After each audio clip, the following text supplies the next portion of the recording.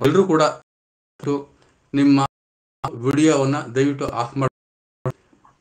ಕೊನೆಯಲ್ಲಿ ನಮ್ಮ ಅಧ್ಯಕ್ಷರು ಸಲಹೆ ಸೂಚನೆಗಳಿಗೆ ಸಂದೇಹಗಳಿಗೆ ಅವಕಾಶ ಕೊಡ್ತಾರೆ. ತಾವು ಹ್ಯಾಂಡ್ ರೈಸ್ ಮಾಡುವ ಮುಖಾಂತರವಾಗಿ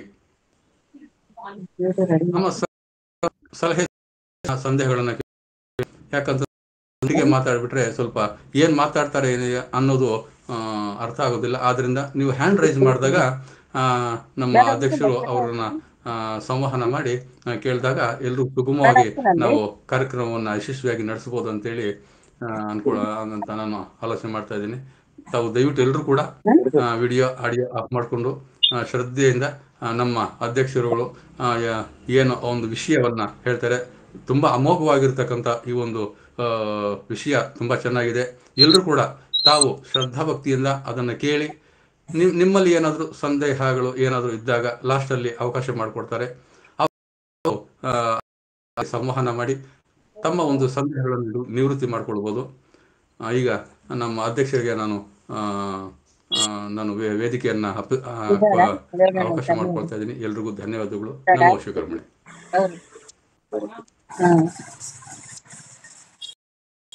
ನಮೋ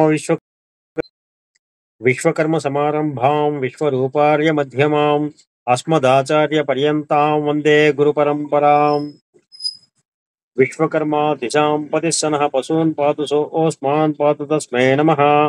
ಪ್ರಜಾಪತಿರುದ್ರೋ ವರ್ಣೋಗ್ನಿ ದಿಶಾಂ ಪತಿಸ್ಸನಃ ಪಶೂನ್ ಪಾತು ಸೋಸ್ಮಾನ್ ಪಾತು ತಸ್ಮೈ ನಮಃ. ನಮೋ ವಿಶ್ವಕರ್ಮನೆ ನಮೋ ವಿಶ್ವಕರ್ಮನೆ ನಮೋ ವಿಶ್ವಕರ್ಮನೆ.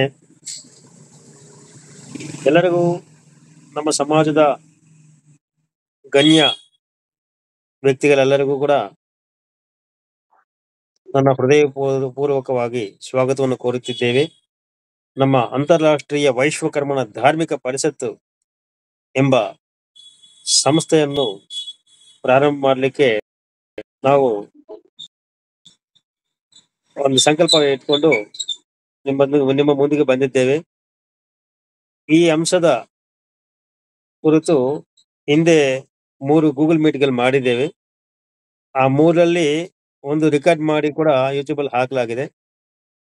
ಈಗ ಇದು ಪ್ರತ್ಯೇಕವಾಗಿ ಒಂದು ಸಬ್ಜೆಕ್ಟ್ ಅಂದ್ರೆ ತಗೊಂಡಿದ್ವಿ. ಯಾವುದು? ವಿಶ್ವಕರ್ಮ, ವಿಶ್ವಬ್ರಾಹ್ಮಣ, ವೈಶ್ವಕರ್ಮನ. ಈ 3 ಪದಗಳ ಬಗ್ಗೆ ನಮ್ಮ ಸಮಾಜದಲ್ಲಿರುವಂತಹ ಒಂದಿಷ್ಟು ಕನ್ಫ್ಯೂಸ್ ಇದೆ. ಆ ಕನ್ಫ್ಯೂಷನ್ ಕ್ಲಿಯರ್ ಮಾಡಲಿಕ್ಕೆ ಒಂದು ಪ್ರಯತ್ನ ಮಾಡ್ತಿದ್ದೇವೆ. ಮೊದಲಿಗೆ ವಿಶ್ವಕರ್ಮ ಎಂಬ ಶಬ್ದ ಬಗ್ಗೆ ನಾವು ವಿಚಾರ ಮಾಡೋಣ. ವಿಶ್ವಕರ್ಮ ಅಂದ್ರೆ ಏನು? ಅಂದ್ರೆ ವಿಶ್ವಕರ್ಮ ಅಂದ್ರೆ ಕೆಲವರು ಜಾತಿ ಅನ್ಕೊಂತಾರೆ, ಜಾತಿ ಹೆಸರು ವಿಶ್ವಕರ್ಮ ಅಂತ ಹೇಳ್ತಾರೆ. ಇನ್ನು ಕೆಲವರು ವಿಶ್ವಕರ್ಮ ಅಂದ್ರೆ ಒಬ್ಬ ಪರಮಾತ್ಮ ಅಂತ ತಿಳ್ಕೊಂಡಿದ್ದಾರೆ. ಇನ್ನು ಕೆಲವರು ವಿಶ್ವಕರ್ಮ ಅಂದ್ರೆ ದೇವಶಿಲ್ಪಿ ಎಂದು ಭಾವನೆಯಿಂದ ದೇವಶಿಲ್ಪಿ ವಿಶ್ವಕರ್ಮಗೆ ಪೂಜೆ ಮಾಡ್ತಾ ಇರ್ತಾರೆ. ಈ ರೀತಿ ಹಲವಾರು ಭಾವನೆಗಳಿಂದ ವಿಶ್ವಕರ್ಮನನ್ನು ಒಂದು ಆಂದೋಲನೆಯಿಂದ ಅಂದ್ರೆ ಒಂದು ಕನ್ಫ್ಯೂಸ್ ಭಾವ ವ್ಯತ್ಯಾಸಗಳಿದ್ದಾವೆ. ಅದಕ್ಕಾಗಿ ಈಗ ವಿಶ್ವಕರ್ಮ ಅಂದ್ರೆ ಯಾರನ್ನ ವಿಶ್ವಕರ್ಮ ಅಂತ ಕರೆಯಬೇಕು ಅದ್ರ ಬಗ್ಗೆ ಸುಬ್ರಹ್ಮಣ್ಯ ನಿಮ್ಮ ಮೈಕ್ ಮ್ಯೂಟ್ ಅಲ್ಲಿ ಇಟ್ಕೊಳ್ಳಿ. ಮೈಕ್ ಮ್ಯೂಟ್ ಅಲ್ಲಿ ಇಟ್ಕೊಳ್ಳಿ ಸುಬ್ರಾವ್ ಅವರೇ ದಯವಿಟ್ಟು ಮೈಕ್ ಅನ್ನ ಆಫ್ ಮಾಡ್ಕೊಳ್ಳಿ. ಡಿಸ್ಟರ್ಬೆನ್ಸ್ ಬರ್ತಾ ಇದೆ. ದಯವಿಟ್ಟು ಮೈಕ್ ಆಫ್ ಮಾಡ್ಕೊಳ್ಳಿ. ಆಯ್ತು ಓಕೆ, ಧನ್ಯವಾದಗಳು. ಈಗ ವಿಶ್ವಕರ್ಮಗೆ ಆ ಪದದ ಬಗ್ಗೆ ಹೇಳಬೇಕಾದ್ರೆ ಮೊದಲಿಗೆ ವಿಶ್ವಕರ್ಮ ಅಂದ್ರೆ ಯಾರು ಅದನ್ನು ತಿಳ್ಕೊಬಿಡೋಣ. ಎಲ್ಲರಿಗೂ ಗೊತ್ತು ವಿಶ್ವಕರ್ಮ ಅಂದ್ರೆ ದೇವರು ಅಂತ. ಯಾವ ದೇವರು? ಪರಮಾತ್ಮ. ಆ ಪರಮಾತ್ಮ ಹೇಗಿರ್ತಾನೆ? ಮೊದಲು ಹೇಗಿದ್ದ? ಈಗ ನಾವು ನೋಡ್ತಾ ಇದ್ದ ಪಂಚವಕ್ತರ ರೂಪವು ಅದು ಯಾವಾಗ ಬಂತು? ಇದರ ಬಗ್ಗೆ ಒಂದಿಷ್ಟು ನಿಮ್ಮೆಲ್ಲರಿಗೂ ಒಂದು ಮಾಹಿತಿ ಬೇಕಾಗಿತ್ತು. ಮೊದಲು ವಿಶ್ವಕರ್ಮ ನಿರಾಕಾರನಾಗಿರ್ತಾನೆ. ಅಂದ್ರೆ ಯಾವುದೇ ಆಕಾರ ಗುಣಲಕ್ಷಣಗಳು ಇರೋದಿಲ್ಲ. ಅದು ಒಂದು ದೊಡ್ಡ ಗೋಲಾಕಾರದಲ್ಲಿ ಶತಕೋಟಿ ಸೂರ್ಯ ಪ್ರಭಗಳೊಂದಿಗೆ ಕಂಗೊಳಿಸುತ್ತಿದ್ದಾನೆ. ಯಾರು? ಆ ವಿಶ್ವಕರ್ಮ ನಿರಾಕಾರ ರೂಪದಲ್ಲಿ. ಅವಾಗ ಈ ಭೂಮಿ, ಗಾಳಿ, ನೀರು ಯಾವುದೂ ಇಲ್ಲ. ಒಂದೇ ಒಂದು ದೊಡ್ಡ ಬೃಹತ್ತರವಾದಂತಹ ಗೋಲಾಕಾರವಾಗಿ ವಿಶ್ವಕರ್ಮ ದೇದೀಪ್ಯನಾಗಿ ಪ್ರಕಾಶಿಸುತ್ತಿದ್ದಾನೆ. ಆಗ ಒಮ್ಮೆ ಅವರು ಬಹುಲವಾಗಬೇಕು ಅಂದ್ರೆ ಸೃಷ್ಟಿ ಮಾಡ್ಬೇಕಂದ ಯೋಚನೆ ಬರುತ್ತೆ. ಮೊದಲಿಗೆ ಜಲವನ್ನು ಸೃಷ್ಟಿ ಮಾಡ್ತಾರೆ. ನಾನು ಈ ಏನಿದೆ ಇದು ಹೇಳ್ತಾ ಇದ್ದೇನೋ ಇದಕ್ಕೂ ನಮಗೆ ವೈದಿಕ ವೇದದಲ್ಲಿ ಒಂದು ಆಧಾರ ಇದೆ. ಯಾವ ವೇದದಲ್ಲಿ? ಕೃಷ್ಣ ಯಜುರ್ವೇದದಲ್ಲಿ 7ನೇ ಕಾಂಡ 1ನೇ ಪ್ರಶ್ನ 5ನೇ ಪ್ರಪಾಠಕದಲ್ಲಿ ನಾನು ಇವು ಏನು ಹೇಳ್ತಾ ಇದ್ದೇನೋ ಸಂಪೂರ್ಣ ಮಾಹಿತಿ ಅದರಲ್ಲಿ ಸಿಗುತ್ತೆ. ಆ ಮಂತ್ರ ಆಪೋವ ಇದಮಗ್ರೆ ಸಲಿಲಮಾಸೀತ್ ತಸ್ಮಿನ್ ಪ್ರಜಾಪತಿರ್ವಾಯುರ್ಭೂತ್ವಾ ಚರಸ್ಸ ಇಮಾಮಪಸ್ಸಿತ್ತಾಂ ವರಾಹ ಭೂತ್ವಾ ವಿಶ್ವಕರ್ಮ ಭೂತ್ವಾ ವಿಮಾಟ್ ಅಂತ ಒಂದು 18 ಸಾಲುಗಳಿರುವಂತಹ ಈ ಸೂಕ್ತ ಇದು. ಇದರಲ್ಲಿ ಸಂಪೂರ್ಣ ನಾನೀಗ ಏನು ಹೇಳ್ತಾ ಇದ್ದೀನೋ ಅದೆಲ್ಲ ಸಂಪೂರ್ಣ ಇರುತ್ತೆ. ಈಗ ಮೊದಲಿಗೆ ಜಲವನ್ನು ಸೃಷ್ಟಿ ಮಾಡ್ತಾನೆ. ಆ ಜಲದಲ್ಲಿ ಏನು ಇರಲ್ಲ, ಬರೀ ಜಲ ಸೃಷ್ಟಿಯಾಗಿದೆ. ಆವಾಗ ಆ ವಿಶ್ವಕರ್ಮ ಪರಮಾತ್ಮನೇ ವಾಯು ರೂಪವನ್ನು ಧಾರಣ ಮಾಡ್ತಾನೆ. ತಾನೇ ವಾಯುವಾಗಿ ಪರಿವರ್ತನೆಗೊಂಡು ಆ ಜಲದಲ್ಲಿ ಪ್ರವೇಶ ಮಾಡ್ತಾನೆ. ಜಲದಲ್ಲಿ ಪ್ರವೇಶ ಮಾಡಿದಾಗ ಜಲದಲ್ಲಿ ಆಕ್ಸಿಜನ್ ತುಂಬಿಕೊಂಡು, ಅದುವರೆಗೂ ಆಕ್ಸಿಜನ್ ಇರಲ್ಲ, ವಾತಾವರಣ ಇಲ್ಲ ಅಲ್ವಾ. ನಾಲ್ಕು ದಿಕ್ಕಲ್ಲಿಗೆ ಕೂಡ ಹುಡುಕಾಡಲು ಪ್ರಯತ್ನ ಮಾಡ್ತಾನೆ. ಹುಡುಕ್ತಾರೆ. ವಾಯು ರೂಪದಲ್ಲಿ ಜಲದಲ್ಲಿ ಪ್ರವೇಶ ಮಾಡಿ 4 ದಿಕ್ಕುಗಳಿಗೂ ಶೋಧನೆ ಮಾಡ್ತಾರೆ. ಶೋಧನೆ ಮಾಡಿದಾಗ ಒಂದು ಕಡೆ ಭೂಮಿ ಎಂಬ ಪದಾರ್ಥ ಸಿಗುತ್ತೆ. ಅದನ್ನ ನೋಡಿ ನನ್ನ ಸೃಷ್ಟಿಗೆ ಈ ಪದಾರ್ಥ ಬೇಕಾಗುತ್ತಂತ ಉದ್ದೇಶದಿಂದ ಅವರು ವರಾಹನು ಧಾರಣ ಮಾಡಿ ಆ ಭೂಮಿಯನ್ನು ತನ್ನ ಕೋರೆ ಹಲ್ಲುಗಳಿಂದ ಜಲ ಉಪರಿತಲಕ್ಕೆ ಅಂದ್ರೆ ಮೇಲಕ್ಕೆ ತಂದು ಅಲ್ಲಿ ಸ್ಥಾಪನೆ ಮಾಡ್ತಾರೆ. ನೋಡಿ, ಯಾಕೆ ಸ್ಥಾಪನೆ ಮಾಡಬೇಕು? ಅವರು ತಂದಿಟ್ಟು ಇರಲ್ವಾ? ನೋಡಿ, ಯಾವುದೇ ವಸ್ತು ನೀರಿನ ಒಳಗಡೆಯಿಂದ ತಂದು ಮೇಲೆ ಇಟ್ಟರೆ ಇರಲ್ಲ, ಮತ್ತೆ ನೀರೊಳಕ್ಕೆ ಮುಳುಗುತ್ತೆ. ಆದ್ರೆ ವಿಶ್ವಕರ್ಮ ಪರಮಾತ್ಮ ಅಲ್ವಾ, ಅವರು ಸಂಕಲ್ಪದಿಂದ ಅವ್ರು ಹೇಗೆ ಅನ್ಕೊಂಡ್ರದ ಸಾಧ್ಯ ಆಗ್ತದೆ. ಆದ್ರೆ ಅವರು ನೀರು ಉಪರಿತಲ ಅಂದ್ರೆ ನೀರು ಮೇಲೆ ಭೂಮಿ ಇರಬೇಕು ಅಂತ ಸ್ಥಾಪನೆ ಮಾಡೋದಕ್ಕೆ ಅದು ಹಂಗೆ ಸ್ಥಾಪನೆ ಆಯ್ತು. ಮತ್ತೆ ಕೆಲಕ್ಕೆ ಮುಳುಗಿಲ್ಲ, ಹಂಗೆ ಇದೆ. ಆವಾಗ ಏನಾಯ್ತು, ಅವರು ಮೊದಲನೇ ಯಾವುದೇ ನಿರಾಕಾರ ರೂಪ, ನಂತರ ಆ ನಿರಾಕಾರ ರೂಪದಿಂದಲೇ ಜಲವನ್ನು ಸೃಷ್ಟಿ ಮಾಡಿದ, ನಂತರ ತಾನು ವಾಯು ರೂಪವನ್ನು ಧಾರಣ ಮಾಡಿ ಜಲದಲ್ಲಿ ಪ್ರವೇಶ ಮಾಡಿದ, ನಂತರ ವರಾಹ ರೂಪವನ್ನು ಧಾರಣ ಮಾಡಿ ಆ ಭೂಮಿಯನ್ನು ಮೇಲಕ್ಕೆ ತಂದ. ಇಲ್ಲಿ ನೋಡಿ, ವರಾಹ ರೂಪ ಅಂದಾಗ ನಿಮ್ಗೊಂದು ನೆನಪು ಬರುತ್ತೆ. ಯಾರು ವರಾಹ? ವರಾಹ ರೂಪ ಯಾರದು ಅಂದಾಗ ನೀವೆಲ್ಲರೂ ಮೊದಲಿಗೆ ವಿಷ್ಣುವಿನ ದಶಾವತಾರ ಕಥೆಗಳು ನಿಮ್ಗೆ ನೆನಪು ಬರುತ್ತೆ. ಯಾಕಂದ್ರೆ ಭೂವರಾಹ ವಿಷ್ಣು ಮಹಾವಿಷ್ಣುವುದು ಅಂತ ನೀವು ಅನ್ಕೊಳ್ತೀವಿ. ಆದ್ರೆ ವೇದ ಹೇಳ್ತಾ ಇರೋದು ಡೈರೆಕ್ಟ್ ಆಗಿ ಕ್ಲಿಯರ್ ಆಗಿ ವಿಶ್ವಕರ್ಮ ಹೆಸರು ಮಾತ್ರ ಇದೆ. ವರಾಹ ರೂಪ ಧಾರಣ ಮಾಡೋ ಸಮಯಕ್ಕೆ ಇನ್ನು ವಿಷ್ಣು ಹುಟ್ಟಿಲ್ಲ, ವಿಷ್ಣುವಿನ ಸೃಷ್ಟಿ ಆಗ್ಲಿಲ್ಲ. ಆವಾಗ ವಿಶ್ವಕರ್ಮ ಪರಮಾತ್ಮ ಒಬ್ಬರೇ ಇದ್ದಾನೆ, ಬೇರೆ ಯಾವ ದೇವತೆಗಳು ಇರ್ಲಿಲ್ಲ. ಅದ್ ನೆನಪಿಟ್ಕೊಳ್ಳಿ. ಈಗ ಆ ಭೂಮಿ ಮೇಲಕ್ಕೆ ತಂದ ಮೇಲೆ ಈಗ ಸಾಕಾರ ರೂಪ ಬರ್ತಾರೆ. ಸಾಕಾರ ರೂಪ ಹೇಗಿರುತ್ತೆ ಅಂದ್ರೆ ಅದಕ್ಕೂ ನಾವು ನಿತ್ಯ ಧ್ಯಾನ ಶ್ಲೋಕ ಹೇಳ್ಕೊಳ್ತೀವಲ್ವಾ. ಪಂಚವಕ್ತ್ರಂ ಜಟಾಧಾರಂ ಪಂಚಾದಶ ವಿಲೋಚನಂ ಸದ್ಯೋ ಜಾತಾನಂ ಶ್ವೇತಂ ವಾಮದೇವಂತ ಕೃಷ್ಣಕಂ ಅಘೋರಂ ರಕ್ತ ವರ್ಣಂ ತತ್ಪುರುಷಂ ವೇದವರ್ಣಕಂ ಈಶಾನಂ ಶ್ಯಾಮ ವರ್ಣಂ ಚ ಶರೀರಂ ಹೇಮವರ್ಣಕಂ ದಶಬಾಹುಂ ಮಹಾಕಾಯಂ ಕರ್ಣಕುಂಡಲ ಶೋಭಿತಂ ಪೀತಾಂಬರಧರಂ ದೇವಂ ನಾಗ ಯಜ್ಞೋಪವೀತರಂ ರುದ್ರಾಕ್ಷಹಾರ ಸಂಯುಕ್ತಂ ವ್ಯಾಘ್ರತರ್ಮೋತ್ತರೈಕಂ ಅಕ್ಷಮಾಲಾಬ್ಜ ನಾಗೇಂದ್ರ ಶೂಲಾಯುಧ ಪಿನಾಕಿನಂ ಡಮೃಗಂಬಾಕರಾನ್ವಿತಂ ದೇವದೇವ ಮಹಾದೇವಂ ವಿಶ್ವಕರ್ಮಾಣಮವ್ಯಂ ಪ್ರಾಗ್ ದಕ್ಷಿಣ ಪ್ರದೇಶ ಊರ್ಧ್ವ ನಮಸ್ಕರೋ ಭುಕ್ತಿ ಮುಕ್ತಿ ಪ್ರದಾಯಕಂ. ಈ ಸೂಕ್ತದ ಧ್ಯಾನ ಶ್ಲೋಕದ ನಾವು ಆ ವಿಶ್ವಕರ್ಮ ಪರಮಾತ್ಮದ ಸಂಪೂರ್ಣ ರೂಪವನ್ನು ಈಗ ನೋಡಿದ್ದಂತಾಯ್ತು. ಹೇಗೆ? ಪಂಚವಕ್ತರಂ ಜಟಾಧಾರಂ ಅಂದ್ರೆ 5 ತಲೆಗಳಿಂದ ಜಟಾಧಾರಂ ಜಟಗಳನ್ನು ಧರಿಸಿ ಅಂದ್ರೆ ಜಟಾಮುಕುಟವನ್ನು ಧರಿಸುತ್ತಾರೆ. ಪಂಚದಶ ವಿಲೋಚನಂ 15 ಕಣ್ಣುಗಳಿರ್ತವೆ. ಸದ್ಯೋ ಜಾತನ ಶ್ವೇತ. 5 ಮುಖಗಳಲ್ಲಿ ಮೊದಲನೇ ಮುಖ ಶ್ವೇತವರ್ಣದಾಗಿರುತ್ತದೆ. ಆಮೇಲೆ ದಕ್ಷಿಣ ಮುಖ ಕೆಂಪು ಬಣ್ಣದು, ಈಶಾನ್ಯ ಮುಖ ಆ ವಾಮದೇವ ಮುಖ ಅಘೋರ ರಕ್ತವನ್ನು ತತ್ಪುರುಷಂ ಪೀತವರ್ಣಕಂ. ಪೀತವರ್ಣಕಂ ಅಂದ್ರೆ ಆಗ ಹಲ್ದಿ ಬಣ್ಣ. ತತ್ಪುರುಷಂ ಪೀತವರ್ಣಕಂ ಈಶಾನ್ಯಂ ಶ್ಯಾಮವರ್ಣಂತ ಶರೀರ ಹೇಮವರ್ಣಕಂ. ಈಶಾನ್ಯ ಮುಖ ನೀಲಿ ಬಣ್ಣದಾಗಿರ್ತದೆ. ಶರೀರ ಎಲ್ಲ ಕೂಡ ಚಿನ್ನದ ಬಣ್ಣ ಇರುತ್ತೆ. ಅಂದ್ರೆ ಹೇಮವರ್ಣಕಂ ಅಂದ್ರೆ ಚಿನ್ನದ ಬಣ್ಣ. ಆ ರೀತಿ ಆ ವಿಶ್ವಕರ್ಮ ರೂಪವನ್ನು ನಾವು ಈಗ ಚಿತ್ರದಲ್ಲಿ ನೋಡ್ತಾ ಇದ್ದೇವೆ. ಈ ಚಿತ್ರವನ್ನು ಮೊದಲಿಗೆ ತಯಾರಿ ಮಾಡಿದ್ದು ಯಾರು ಗೊತ್ತಾ ನಿಮ್ಗೆಲ್ಲರಿಗೂ? ನಾನೇ ಹೇಳ್ತೇನೆ. ಮೈಸೂರಿನ ಅರಮನೆ ಸಿದ್ಧಾಂತಿ, ರಾಜಗುರು ಮತ್ತೆ ಮಠಾಧಿಪತಿ, ಶಿಲ್ಪ ಸಿದ್ಧಾಂತಿ ಆಗಿರುವಂತಹ ಮಹಾನುಭಾವರು. ಅವರ ಹೆಸರು ಸಿದ್ಧಲಿಂಗ ಸ್ವಾಮಿಗಳು. ಅವರೇ ಈ ಚಿತ್ರವನ್ನು ಉತ್ತಮ ದಶತಾಳದಲ್ಲಿ ಅಂದ್ರೆ ಶಿಲ್ಪಶಾಸ್ತ್ರ ಅನ್ವಿತ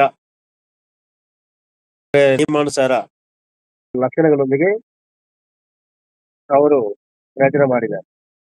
ಆ ಸಿದ್ಧಲಿಂಗ ಸ್ವಾಮಿಗಳು ಏನು ಶಾಸ್ತ್ರೋಕ್ತವಾಗಿ ಬರೆದಿರುವ ಚಿತ್ರ ಬರೆದು ನಮ್ಗೆ ಕೊಟ್ಟಿದ್ದಾರೋ ಅದೇ ನಾವು ಈಗ ಸ್ವಲ್ಪ ಹೆಚ್ಚು ಕಡಿಮೆ ಮಾಡಿಕೊಂಡು ಆ ಬಣ್ಣಗಳು ಸ್ವಲ್ಪ ಕ್ರಿಯೇಟಿವೇಟ್ ಮಾಡಿಕೊಂಡು ನಾವು ಬಳಸ್ತಾ ಇದ್ದೀವಿ. ಆದ್ರೆ ಅದೇ ಮೂಲ ಚಿತ್ರವು ನಾವು ಮೈಸೂರು ಸಿದ್ಧಲಿಂಗ ಸ್ವಾಮಿಗಳ ಗುರುಕುಲ ಇದೆ, ಅಲ್ಲಿ ನಾವು ನೋಡ್ಬೋದು. ಒರಿಜಿನಲ್ ಚಿತ್ರ ಸ್ವಲ್ಪ ಹಾಳಾಗಿದೆ, ಆದ್ರೂ ಒರಿಜಿನಲ್ ಅವ್ರು ಬಿಡಿಸಿದ್ದು ಡೈರೆಕ್ಟ್ ಆಗಿ ನಾವು ನೋಡ್ಬೋದು. ನಾನು ಹೋಗಿ ನೋಡಿದ್ದೇನೆ. ಈಗ ನಮ್ಮವರು ಈಗ ನೋಡಿ, ಈಗ ಪ್ರಮೋದ್ ಅವರು ನಮ್ಮ ಗ್ರೂಪ್ ಅಲ್ಲಿ ಒಂದು ವಿಡಿಯೋ ಹಾಕಿದ್ದಾರೆ. ಅವರು ಕೂಡ POP ನಲ್ಲಿ ವಿಶ್ವಕರ್ಮ ಚಿತ್ರ ಸುಂದರವಾಗಿ ಬಿಡಿಸಿದ್ರು ಕೂಡ ಕೆಲವೇನ್ ಮಾಡ್ಬೇಕಂದ್ರೆ ಶಾಸ್ತ್ರೋಕ್ತವಾಗಿ ಮಾಡ್ಬೇಕು. ಪರಮಾತ್ಮ ಚಿತ್ರ ಮಾಡುವಾಗ ತಾಳಮಾನ ಅನುಸರಿಸಿ ಎಲ್ಲ ಅಳತೆಗಳೊಂದಿಗೆ ಮಾಡ್ಬೇಕಾಗುತ್ತೆ. ಆಯ್ತು, ಇದು ಒಂದು ಅಲ್ಲೇ ಇರೋಣ, ಮತ್ತೆ ಸಬ್ಜೆಕ್ಟ್ ಬಂದ್ಬಿಡ್ತೀನಿ. ಇಂತಹ ರೂಪವನ್ನು ಧಾರಣ ಮಾಡಿರುವಂತಹ ಆ ವಿಶ್ವಕರ್ಮ ಆ ಭೂಮಿಯನ್ನು ಮೇಲೆ ತಂದ ಮೇಲೆ ನೀರಿಂದ ಮೇಲೆ ಬಂತಲ್ವಾ, ನೀರೆಲ್ಲ ಇರುತ್ತೆ, ಕಸರು ತುಂಬಿಕೊಂಡಿರುತ್ತದೆ. ಅದಕ್ಕೆ ತನ್ನ ಕೈಗಳಿಂದ ಆ ಭೂಮಿಯನ್ನ ನೀಟಾಗಿ ಒರೆಸ್ಬಿಟ್ಟು ನಿವಾಸ ಯೋಗ್ಯವಾಗಿ ಮಾಡ್ತಾನೆ. ನಿವಾಸ ಯೋಗ್ಯ ಮಾಡಿದ ನಂತರ ಅವರು ಆ ಭೂಮಿ ಮೇಲೆ ಒಂದಿಷ್ಟು ಸಮಯ ವಿಶ್ರಾಂತಿ ತಗೊಳ್ತಾನೆ. ವಿಶ್ರಾಂತಿ ತಗೊಂಡಾದ್ಮೇಲೆ ಆವಾಗ ಸೃಷ್ಟಿ ಯಜ್ಞ ಪ್ರಾರಂಭ ಮಾಡ್ತಾನೆ. ಆಕಾಶ ತತ್ವವನ್ನು ತಗೊಂಡು ಸೃಷ್ಟಿ ಯಜ್ಞ ಪ್ರಾರಂಭ ಮಾಡ್ತಾನೆ. ಈಗ ನೋಡಿ, ಮೊದಲಿಗೆ ಜಲವನ್ನು ಸೃಷ್ಟಿ ಮಾಡಿದ, ನಂತರ ವಾಯು ರೂಪ ತಾನೇ ಧರಿಸಿದ, ನಂತರ ಪೃಥ್ವಿಯನ್ನು ಕಂಡುಹಿಡಿದ, ಈಗ ಅಗ್ನಿಯನ್ನು ಪ್ರತಿಷ್ಠಾಪನೆ ಮಾಡ್ತಾನೆ, ನಂತರ ಆಕಾಶ ಶಕ್ತಿಯನ್ನು ತಗೊಂಡು ಸೃಷ್ಟಿ ಯಜ್ಞ ಮಾಡ್ತಾನಂತೆ. ಆ ಸೂಕ್ತದಿಂದ ನಮ್ಗೆ ಅರ್ಥ ಆಗ್ತದೆ.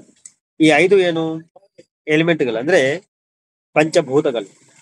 ವಿಶ್ವಕರ್ಮ ಪರಮಾತ್ಮ ಹೇಗೆ ರಚನೆ ಮಾಡಿದ್ದಾನೆ, ಸೃಷ್ಟಿ ರಚನೆ ತಾನು ಪಂಚಭೂತಗಳನ್ನು ಸೃಷ್ಟಿ ಮಾಡಿ ಆ ಪಂಚಭೂತಗಳ ಸಹಾಯದೊಂದಿಗೆ ಇದನ್ನು ಸೃಷ್ಟಿ ಮಾಡಿದ್ದಾನೆ. ನೋಡಿ, ಇಡೀ ಜಗತ್ತಂದ್ರೆ ಅಲ್ಲಿಗೆ ಏನು ಸೃಷ್ಟಿ ಆಗಿಲ್ಲ ಇನ್ನು. ನೀರೊಂದು ಬಂತು, ವಾತಾವರಣ ಒಂದು ವಾಯು ಬಂತು, ಭೂಮಿ ಒಂದು ಬಂದಿದೆ. ನಂತರ ಈಗ ಸೃಷ್ಟಿ ಯಜ್ಞ ಮಾಡ್ತಾರೆ. ಸೃಷ್ಟಿ ಯಜ್ಞ ಮಾಡಿದ ಮೇಲೆ ಆ ಸಾಕಾರ ರೂಪ ಇದಲ್ವಾ, ಸಾಕಾರ ರೂಪ ಅಂದ್ರೆ ಪಂಚಭೂತ ಜಟಾಧಾರ ಈಗಲೇ ಹೇಳ್ಕೊಂಡಿದ್ದೆ ಧ್ಯಾನ ಶ್ಲೋಕ. ಆ ರೂಪದಲ್ಲಿ ಕೂತ್ಕೊಂಡು ಯಜ್ಞ ಮಾಡ್ತಾರೆ. ಯಜ್ಞ ಮಾಡಿದ ಮೇಲೆ ಯಜ್ಞದಿಂದ 33 ದೇವತೆಗಳ ಸೃಷ್ಟಿ ಆಗ್ತದೆ, ಹೊರಬರ್ತಾರೆ ಅವರು. ಯಾರು 33 ದೇವತೆಗಳು ಅಂದ್ರೆ ಅಷ್ಟವಸುಗಳು, ಏಕಾದಶ ರುದ್ರರು, ದ್ವಾದಶ ಆದಿತ್ಯರು. ಈ 3 ಗಣಗಳು ಸೇರಿ 31 ಆಗ್ತದೆ. ಈ 3 ಗಣ ದೇವತೆಗಳಿಗೆ ಒಬ್ಬ ರಾಜ ಒಂದು ಸೃಷ್ಟಿ ಮಾಡಬೇಕಾಗುತ್ತೆ. ಅವರೇ ಇಂದ್ರನು. ಇವರು ಇಂದ್ರ, ನೆನ್ಪಿಟ್ಕೊಳ್ಳಿ. ಅಂದ್ರೆ ಈ ಇಂದ್ರ ಯಾರಿಗೆ ರಾಜ?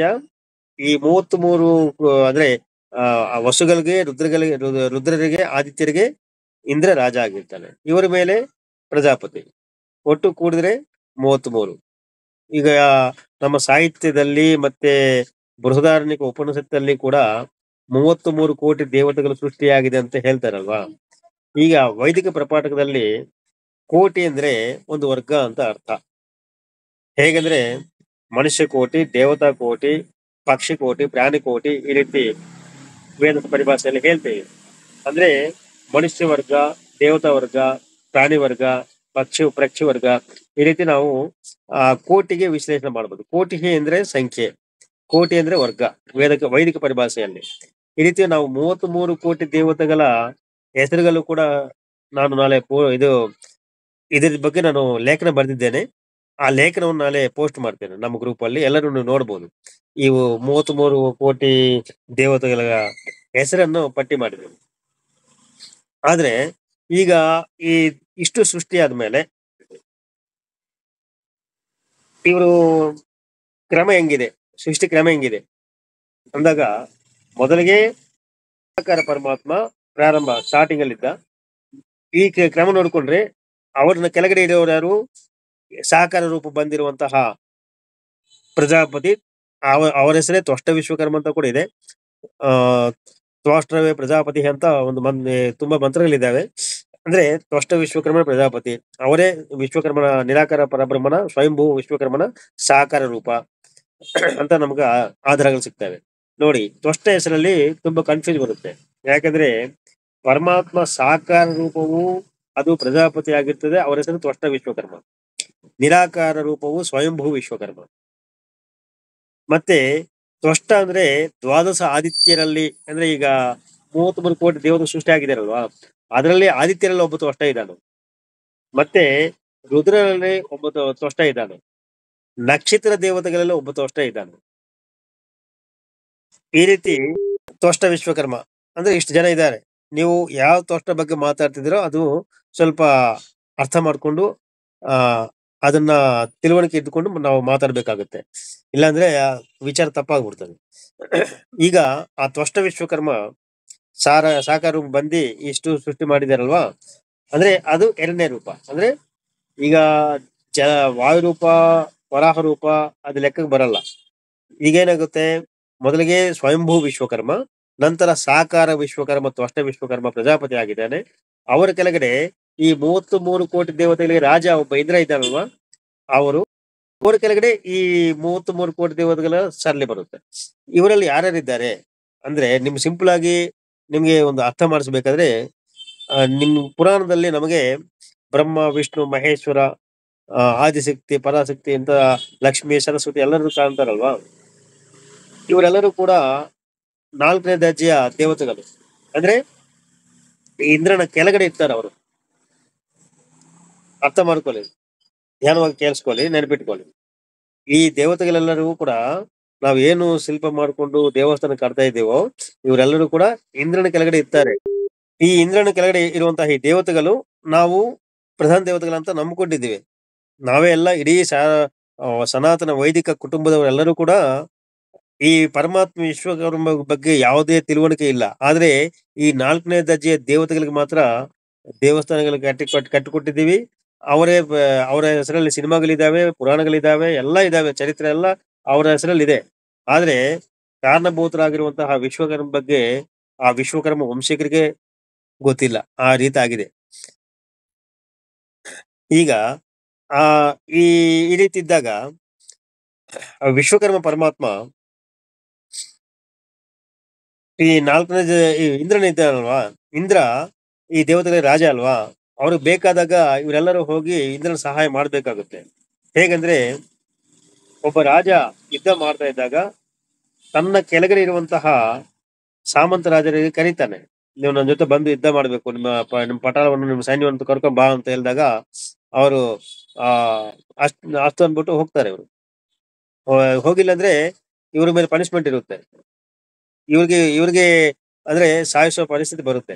ಅದೇ ರೀತಿ ಇಂದ್ರನ ಕರೆದಾಗ ಈ ಪ್ರಧಾನ ದೇವತೆಗಳಾಗಿರುವಂತಹ ಬ್ರಹ್ಮ, ವಿಷ್ಣು, ಈಶ್ವರ ಮುಂತಾದ ಎಲ್ಲಾ ದೇವತೆಗಳು ಹೋಗಿ ಅವ್ರ ಜೊತೆ ಸಹಾಯಕವಾಗಿ ನಿಂತುಕೊಂಡು ಯುದ್ಧ ಮಾಡ್ಬೇಕು.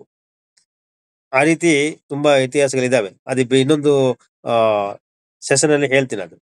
ಈಗ ಅದು ತುಂಬಾ ದೊಡ್ಡದಾಗ್ತದೆ. ಈಗ ವಿಶ್ವಕರ್ಮ ಬಗ್ಗೆ ಎಷ್ಟು ಗೊತ್ತಾಯ್ತಲ್ವಾ. ಒಬ್ಬ ಸ್ವಯಂಭೂ ವಿಶ್ವಕರ್ಮ, ನಂತರ ಸಾಕಾರ ರೂಪದಲ್ಲಿ ಬಂದಿರುವಂತಹ ತ್ವಷ್ಟ ವಿಶ್ವಕರ್ಮ, ಇವರು ಪ್ರಜಾಪತಿ. ನಮಗೆ ಪರಮಾತ್ಮನ ಸಾಕಾರ ರೂಪ ಅಂತ ನಾವು ವೇದಗಳ ಮೂಲಕ ಗುರುತಿಸಿದ್ದೇವೆ. ಈಗ ವಿಶ್ವಕರ್ಮ ಅಂದ್ರೆ ಯಾರಪ್ಪ ಅಂದ್ರೆ ಅವರು ದೇವರು. ನಮ್ಮಲ್ಲಿ ಒಂದು ಒಂದು ಅಜ್ಞಾನ ಇದೆ. ಅಜ್ಞಾನ ಅಂದ್ರೆ ನೀವೆಲ್ಲ ಬೇಜಾರು ಮಾಡ್ಕೊಳ್ತೀರಿ, ನಾವೆಲ್ಲ ಅಜ್ಞಾನ ಅಂತ. ನಿಮ್ಮ ಜಾತಿ ಏನು ಅಂದ್ರೆ ಏನ್ ಹೇಳ್ತೀರಿ ಹೇಳಿ? ನಿಮ್ಮ ಜಾತಿ ಏನು, ಯಾವ ಜಾತಿ ನಿಮ್ದು ಅಂದಾಗ 50% ವಿಶ್ವಕರ್ಮ ಅಂತ ಹೇಳ್ತಾರೆ. ಇನ್ನು 50% ವಿಶ್ವ ಬ್ರಾಹ್ಮಣ ಅಂತ ಹೇಳ್ತಾರೆ. ಇನ್ನು ಕೆಲವರು ಕಂಬಾರ, ಬಡಗಿ, ಅಕ್ಕಸಾಲಿ, ಕಂಚಗಾರ, ಸ್ವರ್ಣಕಾರ ಅಂತ ಈ ರೀತಿ ಜಾತಿ ಹೆಸರು ಹೇಳ್ತಾರೆ. ಇದಕ್ಕೆ ನಾನು ಅಜ್ಞಾನ ಅಂತ ಹೇಳಿದ್ದು, ಬೇಜಾರು ಮಾಡ್ಕೋಬೇಡಿ. ಆ ಆ ಪದ ಬಳಸಬಾರ್ದಾಗಿದ್ದು ಬಳಸಿದ್ದೆ. ಅಂದ್ರೆ ಈ ಏನಾಗುತ್ತಂದ್ರೆ, ಈ ನಿಮ್ಮ ಜಾತಿ ಯಾವುದು ಅಂತ ಕೇಳಿದಾಗ ಸರಿಯಾದ ಉತ್ತರ ಸಿಗ್ತಾ ಇಲ್ಲ ಈಗ. ಅದು ಎಲ್ಲಿಂದ ಲೋಪ ಬಂತು ನನಗೆ ಗೊತ್ತಿಲ್ಲ. ನಮ್ಮ ಕರ್ನಾಟಕದಲ್ಲಿ ಅತಿ ಹೆಚ್ಚಾಗಿ ಮಠಗಳು, ಪೀಠಗಳಿದ್ದಾವೆ. ತುಂಬಾ ಸ್ವಾಮೀಜಿಗಳಿದ್ದಾರೆ.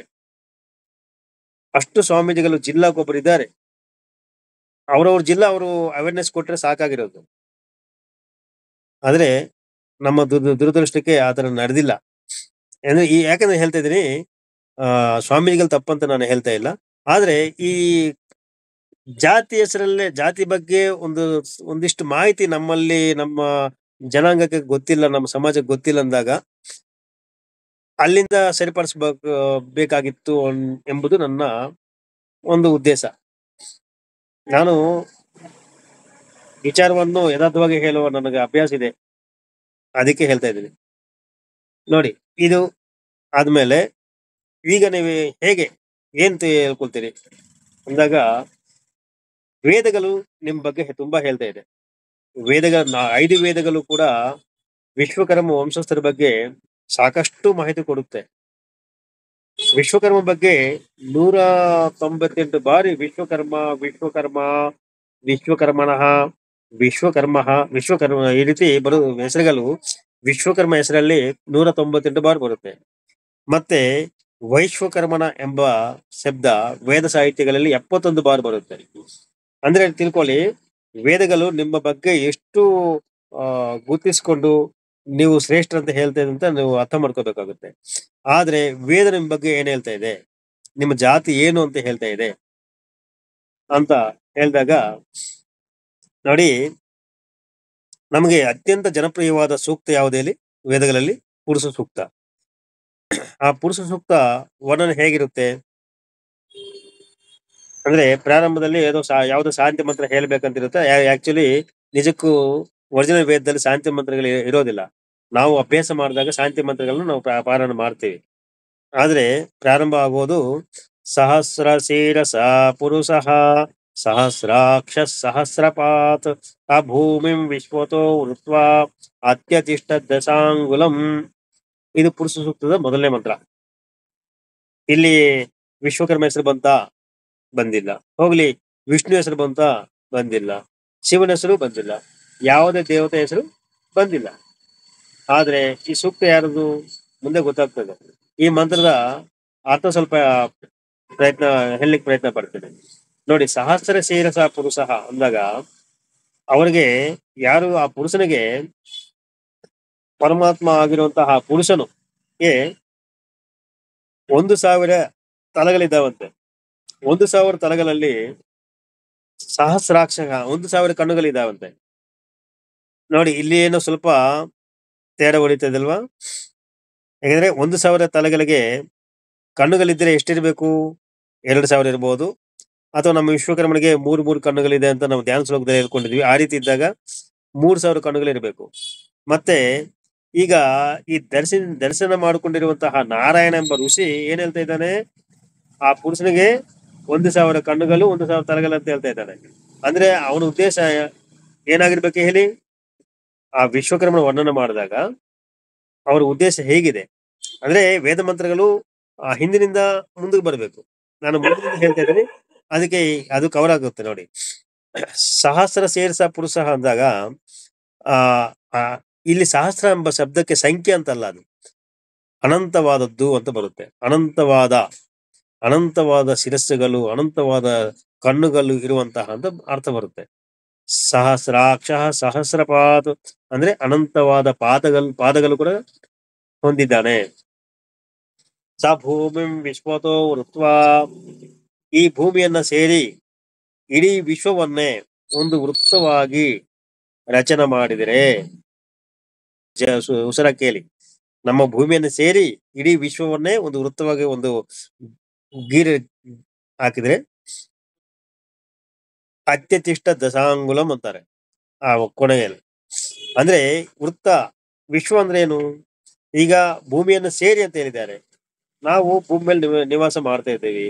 ಈ ಭೂಮಿ ಎಲ್ಲಿದೆ? ಒಂದು ಸೌರಮಂಡಲದಲ್ಲಿದೆ. ಆ ಸೌರಮಂಡಲ ಒಂದೇ ಇರೋದು ಎಂದು ಆ ಸೌರಮಂಡಲ ಏನೇನಿದೆ? 9 ಗ್ರಹಗಳಲ್ಲ, ಇನ್ನೂ ಜಾಸ್ತಿ ಇದಾವೆ. ಈ 30-40 ಗ್ರಹಗಳಿದ್ದಾವೆ. ನಾವು ಲೆಕ್ಕಕ್ಕೆ ತಗೊಂಡಿದ್ದು 9 ಮಾತ್ರ. 9 ಅಲ್ಲ, 7. ಆ ರಾಹುಕೇತುಗಳು ಛಾಯಾಗ್ರಹಗಳು. ಅದು ಆ ಗ್ರಹಗಳಿಲ್ಲ, ಆದ್ರೆ ಛಾಯಾಗ್ರಹಗಳಂತ ನಾವು ಲೆಕ್ಕ ತಗೊಳ್ತೀವಿ. ಆದ್ರೆ ಈ ಏಳೆ ಅಲ್ಲದೆ ನೆಪ್ಟ್ಯೂನ್, ಪ್ಲೂಟೋ, ಇನ್ನೂ ದೂರದಲ್ಲಿ ತುಂಬಾ ಗ್ರಹಗಳಿದ್ದಾವೆ. ಈ ಗ್ರಹಗಳೆಲ್ಲ ಸೇರಿ ನಮ್ಮ ಕಾಣ್ತಿರುವ ನಕ್ಷತ್ರಗಳೆಲ್ಲ ಸೇರಿ ಇದೊಂದು ಸೌರಮಂಡಲ. ಈ ರೀತಿ ಸೌರಮಂಡಲಗಳು ಎಷ್ಟಿದಾವೆ? ನಮ್ಮ ಈ ವೇದ ಹೇಳಿರುವ ಮಾಹಿತಿ ಪ್ರಕಾರ ನಾನು ಹೇಳ್ತೀನಿ 12 ಇದಾವಂತೆ.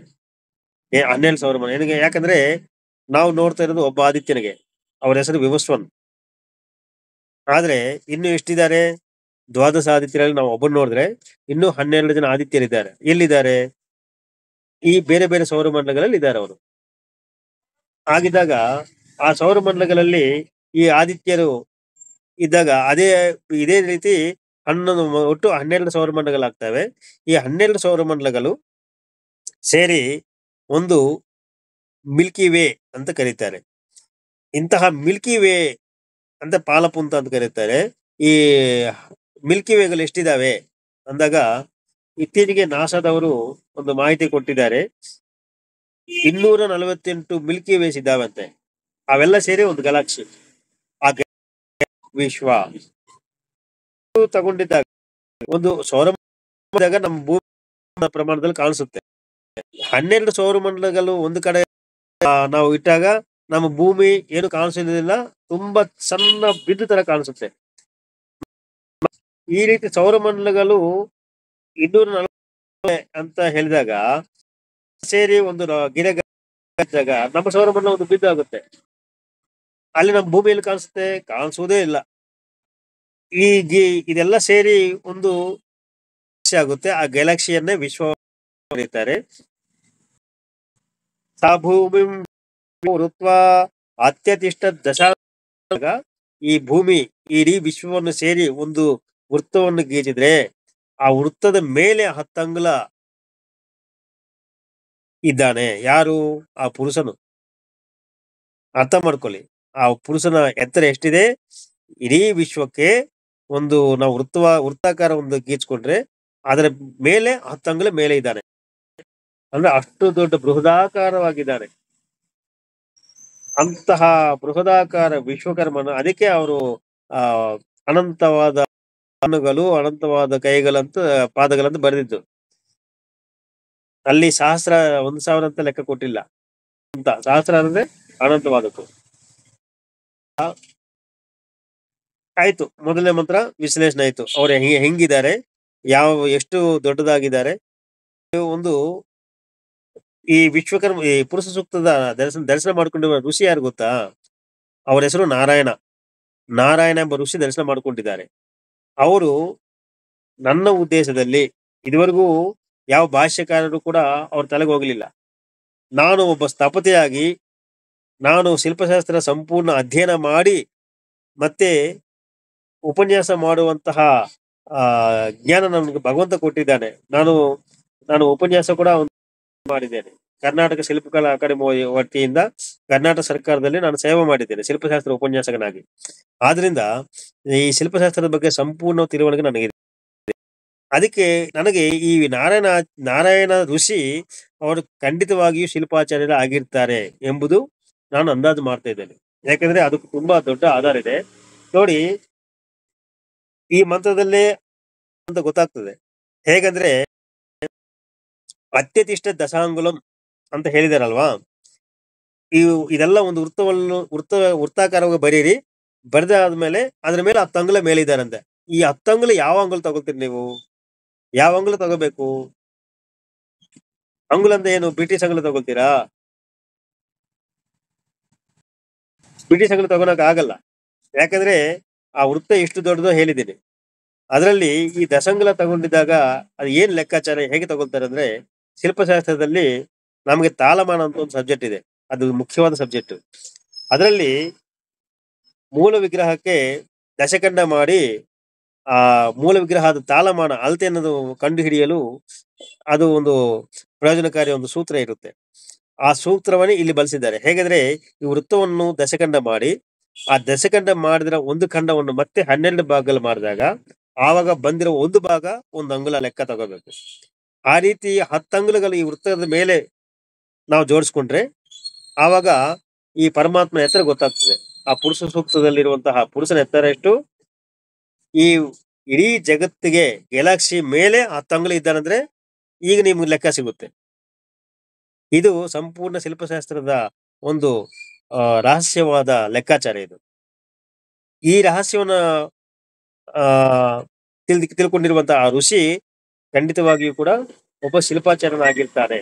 ಯಾಕಂದ್ರೆ ವೇದ ಮಂತ್ರಗಳ ದರ್ಶನ ಮಾಡಿಕೊಂಡಿರುವ ಋಷಿಗಳು ಎಷ್ಟೋ ಜನ ಶಿಲ್ಪಾಚಾರ್ಯರಿದ್ದಾರೆ. ಅವರಲ್ಲಿ ಈ ನಾರಾಯಣ ಋಷಿ ಕೂಡ ಶಿಲ್ಪಾಚಾರ್ಯರೇ. ಈ ಪುರುಷ ಸೂಕ್ತ ಪೂರ್ವ ನಾರಾಯಣ ಉತ್ತರ ನಾರಾಯಣ ಎಂಬ 2 ಭಾಗಗಳಾಗಿ ಯಜುರ್ವೇದದಲ್ಲಿ ನಮ್ಗೆ ಸಿಗುತ್ತೆ. ಆ ಋಷಿ ಹೆಸರಲ್ಲೇ ಪೂರ್ವ ನಾರಾಯಣ ಉತ್ತರ ನಾರಾಯಣ ಅಂತ ಹೇಳುತ್ತಾರೆ. ಆ ರೀತಿ ಈ ಶಿಲ್ಪಾಚಾರ್ಯನಾಗಿರುವಂತಹ ನಾರಾಯಣ ಋಷಿ ಒಬ್ಬ ಬುದ್ಧಿವಂತಿಕೆ ಇಲ್ಲಿ ತೋರಿಸಿದ್ದಾನೆ. ಆಯ್ತು, ಇದು ಇಲ್ಲಿಗೆ ಮೊದಲನೇ ಮಂತ್ರ ಈ ರೀತಿ ವಿಶ್ಲೇಷಣೆ ಮಾಡಿದ ನಂತರ ಇನ್ನು ಮುಂದಕ್ಕೆ ಹೋದ್ರೆ ಆ ಪುರುಷ ಪದ ಇನ್ನು 11 ಸತಿ ಬಳಸ್ತಾರೆ. ಆ ಪುರುಷ ಹೀಗಿದ್ದ, ಹಾಗಿದ್ದ, ಈ ತರ ಮಾಡ್ತಾನೆ, ಆ ತರ ಸೃಷ್ಟಿ ಮಾಡ್ತಾನೆ, ಅವರು ನಾಭಿಯಲ್ಲಿ ಇದಿರುತ್ತೆ, ಕಣ್ಣುಗಳಲ್ಲಿ ಸೂರ್ಯಚಂದ್ರ ಇರ್ತಾರೆ, ಈ ರೀತಿ ಎಲ್ಲ ವರ್ಣನೆ ಇರುತ್ತೆ. ಆ ಅಂದ್ರೆ ಆ ಪುರುಷನ ರೂಪದಲ್ಲಿ ಗ್ರಹಗಳಲ್ಲಿರ್ತವೆ, ಸೂರ್ಯಚಂದ್ರ ಇರ್ತಾರೆ, ನಾಭಿ ಆಕಾಶದಲ್ಲಿ ಇರುತ್ತೆ, ಜಲ ಎಲ್ಲ ತೋರಿಸ್ತಾರೆ, ವರ್ಣನೆ ಹೇಳ್ತಾರೆ. ಆದ್ರೆ ನಂತರ ಏನ್ ಹೇಳ್ತಾರೆ, ಆ ಪುರುಷ ಯಾರಂತ ಈ 11 ಮಂತ್ರಗಳಲ್ಲಿ ಕೂಡ ಹೇಳಲ್ಪಡಲ್ಲ. ಬ್ರಹ್ಮ ವಿಷ್ಣು ಮಹೇಶ್ವರ ಯಾರ ಹೆಸರು ಬರಲ್ಲ. ಆದ್ರೆ 18ನೇ ಮಂತ್ರ ಉತ್ತರ ನಾರಾಯಣದಲ್ಲಿ 18ನೇ ಮಂತ್ರ ಒಂದಿರುತ್ತೆ. ಆ ಮಂತ್ರ ಸ್ಪಷ್ಟವಾಗಿ ಹೇಳುತ್ತೆ. ಹೇಗಿದೆ ಅಂದ್ರೆ, ಅಭ್ಯಸಂಭೂತಃ ಪೃಥ್ವೀರಸ ಆಚ ವಿಶ್ವಕರ್ಮಣಃ ಸಮವರ್ತತಾದಿ ತಸ್ಯ ತ್ವಷ್ಟ ವಿದಧದ್ ರೂಪಮೇತಿ ತತ್ ಪುರುಷಸ್ಯ ವಿಶ್ವಮಾಜಾನಮಗ್ರೇ ಅಂತ ಆ ಮಂತ್ರ ಹೇಳ್ತದೆ. ಈ ಮಂತ್ರದ ಅರ್ಥ ಏನು? ಅಭ್ಯಸಂಭೂತಃ ಅಂದ್ರೆ ಜಲತತ್ವದಿಂದ ರಸತತ್ವದಿಂದ ಘನತತ್ವಕ್ಕೆ ಪರಿವರ್ತಿಸಿದಂತಹ ಭಗವಂತನು ವಿಶ್ವಕರ್ಮನು. ಆ ವಿಶ್ವಕರ್ಮ ಹೇಗಿದ್ದಾನೆ? ಸಮವರ್ತತಾದಿ ಅಂದ್ರೆ ತನ್ನ ಸೃಷ್ಟಿಯನ್ನ ಸಮಾನ ದೃಷ್ಟಿಯಿಂದ ನೋಡಿರುವಂತಹ ದೇವನು ಆಗಿದ್ದಾನೆ. ತಸ್ಯ ಸ್ಪಷ್ಟ ವಿದದ್ರೂಪಮೇತಿ ತತ್ಪುರುಷಸ್ಸು ವಿಶ್ವಮಾಜಾನಮಗ್ರೆ ಅಂದಾಗ ಆತ ತ್ವಷ್ಟ ಪ್ರಜಾಪತಿ ಮುಂತಾದ ರೂಪಗಳನ್ನು ತಾನೇ ಧರಿಸಿ ಇಡೀ ವಿಶ್ವ ಅಂದ್ರೆ ವಿದದ್ ರೂಪಮೇತಿ ವಿಶ್ವ ಮಾಜಾನಮಗ್ರೆ ಅಂದ್ರೆ ವಿಶ್ವ ಆರಂಭದಿಂದ ಅಗ್ರದವರೆಗೂ ತುದಿಯವರೆಗೂ ಅವನೇ ವ್ಯಾಪಿಸಿದ್ದಾನೆ ಅಂತ ಇದು ಅರ್ಥ ಬರುತ್ತೆ. ಅಂದ್ರೆ ಇದು ಮೊದಲನೇ ಮಂತ್ರಕ್ಕೆ ಲಿಂಕ್ ಆಯ್ತಲ್ವಾ? ಸೃಷ್ಟಿ ಎಲ್ಲಿದೆಯೋ ಆ ಪ್ರಾರಂಭದಿಂದ ಅಗ್ರದವರೆಗೂ ಕೂಡ ತಾನು ಇನ್ನು ಅದ್ರ ಮೇಲೆ 10 ಅಂಗುಲಿದ್ದಾನೆ, ಆ ರೀತಿ ಹೇಳಲ್ಪಡುತ್ತದೆ. ಮತ್ತೆ ವಿಶ್ವಕರ್ಮ ಸೂಕ್ತದಲ್ಲಿ ಕೂಡ ಇದಕ್ಕೆ ಸುಪೂರಕವಾದ ಒಂದು ಮಂತ್ರ ಇದೆ. ಏನು? ವಿಶ್ವತ ಚಕ್ಷುರತ ವಿಶ್ವತೋ ಮುಖೋ ವಿಶ್ವತೋ ಹಸ್ತ ವಿಶ್ವತಸ್ಮಾತ್ ಸಂಬಾಹುಭ್ಯಾಂ ನಮತಿ ಸಂಪತತ್ರೈರ್ ದ್ಯಾವ ಪೃಥ್ವಿ ಜನಯನ್ ದೇವ ಏಕಃ. ದೇವನೊಬ್ಬನೇ. ಯಾರು? ವಿಶ್ವಕರ್ಮ ಪರಮಾತ್ಮನೇ ಅಂತ ಆ ವಿಶ್ವಕರ್ಮ ಸೂಕ್ತ ಹೇಳ್ತಾ ಇದೆ. ವಿಶ್ವತ ಚಕ್ಷುರತ ವಿಶ್ವತೋ ಮುಖೋ ಅಂದ್ರೆ ಈ ವಿಶ್ವವೇ ತನ್ನ ಕಣ್ಣುಗಳಾಗಿದ್ದೇವೆ, ವಿಶ್ವವೇ ತನ್ನ ಮುಖವಾಗಿದೆ, ಈ ರೀತಿ ವರ್ಣನೆ ಬರುತ್ತೆ. ಅಂದ್ರೆ ಈ ಪುರುಷ ಸೂಕ್ತದ ಮಂತ್ರಕ್ಕೆ ಆ ವಿಶ್ವಕರ್ಮ ಸೂಕ್ತ ಹೊಂದಾಣಿಕೆ ಆಗ್ತಾ ಇದೆ. ಅಂದ್ರೆ ಸ್ಪಷ್ಟವಾಗಿ ಈ ಪುರುಷ ಸೂಕ್ತದ ಒಡೆಯ ಯಾರು, ದೇವತೆ ಯಾರು ಅಲ್ಲೇ ಹೇಳಲ್ಪಟ್ಟಿದಲ್ವ, ಅವರು ಹೆಸರೇ ಬಂತಲ್ವಾ, ವಿಶ್ವಕರ್ಮ ಭಗವಾನನೇ ಈ ಪುರುಷ ಸೂಕ್ತದ ದೇವತೆ. ದರ್ಶನ ಮಾಡಿಕೊಂಡ ಋಷಿ ನಾರಾಯಣ ಎಂಬ ಋಷಿ ದರ್ಶನ ಮಾಡಿಕೊಂಡಿದ್ದಾನೆ ಯಾರ ಬಗ್ಗೆ? ವಿಶ್ವಕರ್ಮನ ಬಗ್ಗೆ. ಆ ಸೂಕ್ತವೇನು? ಪುರುಷ ಸೂಕ್ತ. ಇದು ವಿಶ್ವಕರ್ಮನ ಬಗ್ಗೆ. ಇನ್ನು ಆ ಪದದ ಬಗ್ಗೆ ಇನ್ನೊಂದು ಮಾಹಿತಿ ಜಾಸ್ತಿ ಕೊಟ್ಟಿದ್ದೇನೆ, ಅಂದ್ರೆ ನೀವು ಸ್ವಲ್ಪ ತಿಳುವಳಿಕೆ ಬರ್ಬೇಕಂತ. ನಂತರ ಈಗ ವಿಶ್ವಕರ್ಮನಲ್ಲಿ ಎಷ್ಟು ಜನ ಇದ್ದಾರೆ ಅಂತ ಬಂದಾಗ ಇಲ್ಲಿವರೆಗೂ ನಿಮ್ಗೆ ಎಷ್ಟು ಜನ ಬಂದ್ರು? ನಿರಾಕಾರ ಸ್ವಯಂಭೂ ವಿಶ್ವಕರ್ಮ, ನಂತರ ಸಾಕಾರ ತ್ವಷ್ಟ ಪ್ರಜಾಪತಿ ಬಂದ್ರು. ನಂತರ ಯಾರಿದ್ದಾರಪ್ಪ? ವಿಶ್ವಕರ್ಮ ಇವರೇ ನನ್ನ ತಂದೆ, ನಮ್ಮ ತಂದೆ ಸೃಷ್ಟಿಕರ್ತ ಎಂಬ ತಿಳುವಳಿಕೆ ಕೊಟ್ಟಿದ್ದ ಋಷಿ ಒಬ್ಬಿದ್ದಾನೆ. ಅವರು ಚಕ್ರವರ್ತಿ ಕೂಡ ಆಗಿದ್ರು. ಅವರ ಹೆಸರು ಭುವನ ವಿಶ್ವಕರ್ಮ. ಅವರು ಕೂಡ ವಿಶ್ವಕರ್ಮ ಅಂತಾನೆ ಕರೀತಾರೆ. ಯಾಕೆಂದ್ರೆ ಅವರು ವಿಶ್ವಕರ್ಮ ಪರಮಾತ್ಮನ ದರ್ಶನ ಮಾಡಿಕೊಂಡು ನಮ್ಮ ಸೃಷ್ಟಿ, ನಮಗೆಲ್ಲ ಇಡೀ ಜಗತ್ತು ಸೃಷ್ಟಿ ಮಾಡಿದ ಪಿತಾಮಹನು, ತಂದೆ, ಸೃಷ್ಟಿಕರ್ತ ವಿಶ್ವಕರ್ಮನೆಂಬ ಈ ವಿಚಾರವನ್ನು, ನಿಜಾಂಶವನ್ನು ಇಡೀ ಜಗತ್ತಿಗೆ ಸಾರಿದ್ದಾನ. ಎಲ್ಲಿದ್ದಾರೆ? ಋಗ್ವೇದದಲ್ಲಿ ದಶಮ ಮಂಡಲದಲ್ಲಿ 81, 82 ಸೂಕ್ತಗಳಲ್ಲಿ ಅವರು ಕಾಣಿಸ್ಕೊಳ್ತಾರೆ. ದರ್ಶನ ಅಂದ್ರೆ ವಿಶ್ವಕರ್ಮ ಸೂಕ್ತ ದರ್ಶನ ಪಡ್ಕೊಂಡಿರುವಂತಹ ಋಷಿಯಾಗಿ ಕಾಣಿಸ್ಕೊಳ್ತಾರೆ. ಇವರು 3ನೇ ವಿಶ್ವಕರ್ಮ ಆಗಿದ್ದಾರೆ. ನಂತರ ಮಯ ವಿಶ್ವಕರ್ಮ, ಅವರ ನಂತರ ದೇವಶಿಲ್ಪಿ ವಿಶ್ವಕರ್ಮ, ಅವರ ನಂತರ ದೇವಶಿಲ್ಪಿ ವಿಶ್ವಕರ್ಮ ಯಾರು ಗೊತ್ತಾ ನಿಮ್ಗೆ? ಬೃಹಸ್ಪತಿ ಗೊತ್ತಲ್ವಾ? ಬೃಹಸ್ಪತಿ ದೇವತೆಗಳಿಗೆ ಗುರುಗಳು, ಪುರೋಹಿತರು ಹಾಗೂ ಗುರುಗಳು. ದೇವತೆಗಳು ಇಷ್ಟೊಂದು ಅಂದ್ರೆ ಸಕ್ಸಸ್ಫುಲ್ ಆಗಿ ಅಸುರರ ಮೇಲೆ ಯುದ್ಧ ಗೆದ್ದಬೇಕಂದ್ರೆ ಬೃಹಸ್ಪತಿಯಿಂದ ಸಾಧ್ಯ. ಇಲ್ಲಾಂದ್ರೆ ಅವರು ದೇವತೆಗಳ ಅಷ್ಟೊಂದು ಶಕ್ತಿ ಇರಲ್ಲ. ಒಬ್ಬ ಗುರುಬಲದಿಂದ, ಗುರುಗಳ ಮಾರ್ಗದರ್ಶನದಿಂದ ಅವರು ವಿಜೇತರಾಗಿ ನಿಂತ್ಕೊಂಡಿರ್ತಾರೆ. ಆಯ್ತು. ಈಗ ಬೃಹಸ್ಪತಿಯ ಸೋದರಿ ಒಬ್ಬ ಇದ್ದಾರೆ, ತಂಗಿ. ಅವರ ಹೆಸರು ಯೋಗ ಸಿದ್ಧ. ಈ ವಿಶ್ವಕರ್ಮ ಪರಮಾತ್ಮ ಸೃಷ್ಟಿ ಮಾಡಿರುವ ಅಷ್ಟವಸುಗಳಲ್ಲಿ ಕೊನೆಯವನು ಯೋಗ ಸಿದ್ಧ ಅಂತ ಇರ್ತಾನೆ. ಇದು ಪ್ರಭಾಸ್ ಅಂತ ವಸು ಇರ್ತಾನೆ. ಆ ಪ್ರಭಾಸನ ಕೊಟ್ಟು ಮದುವೆ ಮಾಡ್ತಾರೆ. ಯೋಗ ಸಿದ್ಧ ಪ್ರಭಾಸನ ದಂಪತಿಗಳ ಒಬ್ಬ ಮಗ ಇರ್ತಾನೆ, ಅವನ ಹೆಸರು ಕೂಡ ವಿಶ್ವಕರ್ಮ. ಅವರೊಬ್ಬ ವಿಶ್ವಕರ್ಮ ಇದ್ದಾರೆ. ಇವರೇ ದೇವಶಿಲ್ಪಿ ವಿಶ್ವಕರ್ಮ. ದೇವಶಿಲ್ಪಿ ವಿಶ್ವಕರ್ಮ ಅಂದ್ರೆ ಇವ್ರೇನ್ ಮಾಡಿದ್ರು? ದೇವತೆಗಳಿಗೆ ರಥಗಳು ಮಾಡ್ತಾರೆ, ಅವರಿಗೆ ಅವರು ದೇವತಾ ಲೋಕಗಳ ಸೃಷ್ಟಿ ಮಾಡ್ತಾನೆ. ಇಂಥವೆಲ್ಲ ವಾಸ್ತು ನಿರ್ಮಾಣಗಳು ದೇವತೆಗಳಿಗಾಗಿ ಮಾಡೋದ್ರಿಂದ ಇವರನ್ನ ದೇವಶಿಲ್ಪಿ ವಿಶ್ವಕರ್ಮ ಅಂತ ಕರೀತಾರೆ. ನೋಡಿ ಎಷ್ಟು ಜನ ವಿಶ್ವಕರ್ಮರು ಬಂದ್ರು. ನಾವು ಯಾವ ಬಗ್ಗೆ ಮಾತಾಡ್ತಿದ್ದೀವಿ ಎಂಬುದನ್ನ ನಾವು ತಿಳ್ಕೊಂಡು ಮಾತಾಡ್ಬೇಕಂತ, ಅದಕ್ಕೆ ನಾನು ಮೊದಲೇ ಹೇಳಿದ್ದು.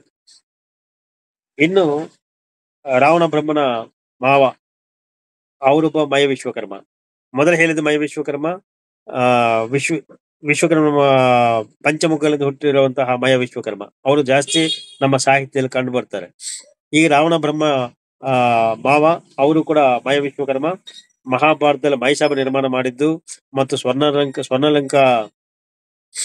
ಸ್ವರ್ಣಲಂಕದಲ್ಲಿ ಪುಷ್ಪಕ ವಿಮಾನಗಳನ್ನು ನಿರ್ಮಾಣ ಮಾಡಿದ್ದು. ಅವರು ಖಗೋಳ ವಿಜ್ಞಾನಿಗಳಾಗಿದ್ದಾರೆ, ಅಂತರಿಕ್ಷ ಪರಿಶೋಧಕರಾಗಿದ್ದಾರೆ. ಯಾರು? ಇಬ್ರು ಕೂಡ, ರಾವಣ ಬ್ರಹ್ಮ ಮತ್ತು ಅವರ ಮಾವ. ರಾವಣ ಬ್ರಹ್ಮ ಕೂಡ ವಿಶ್ವಕರ್ಮ ವಂಶಸ್ಥರೇ.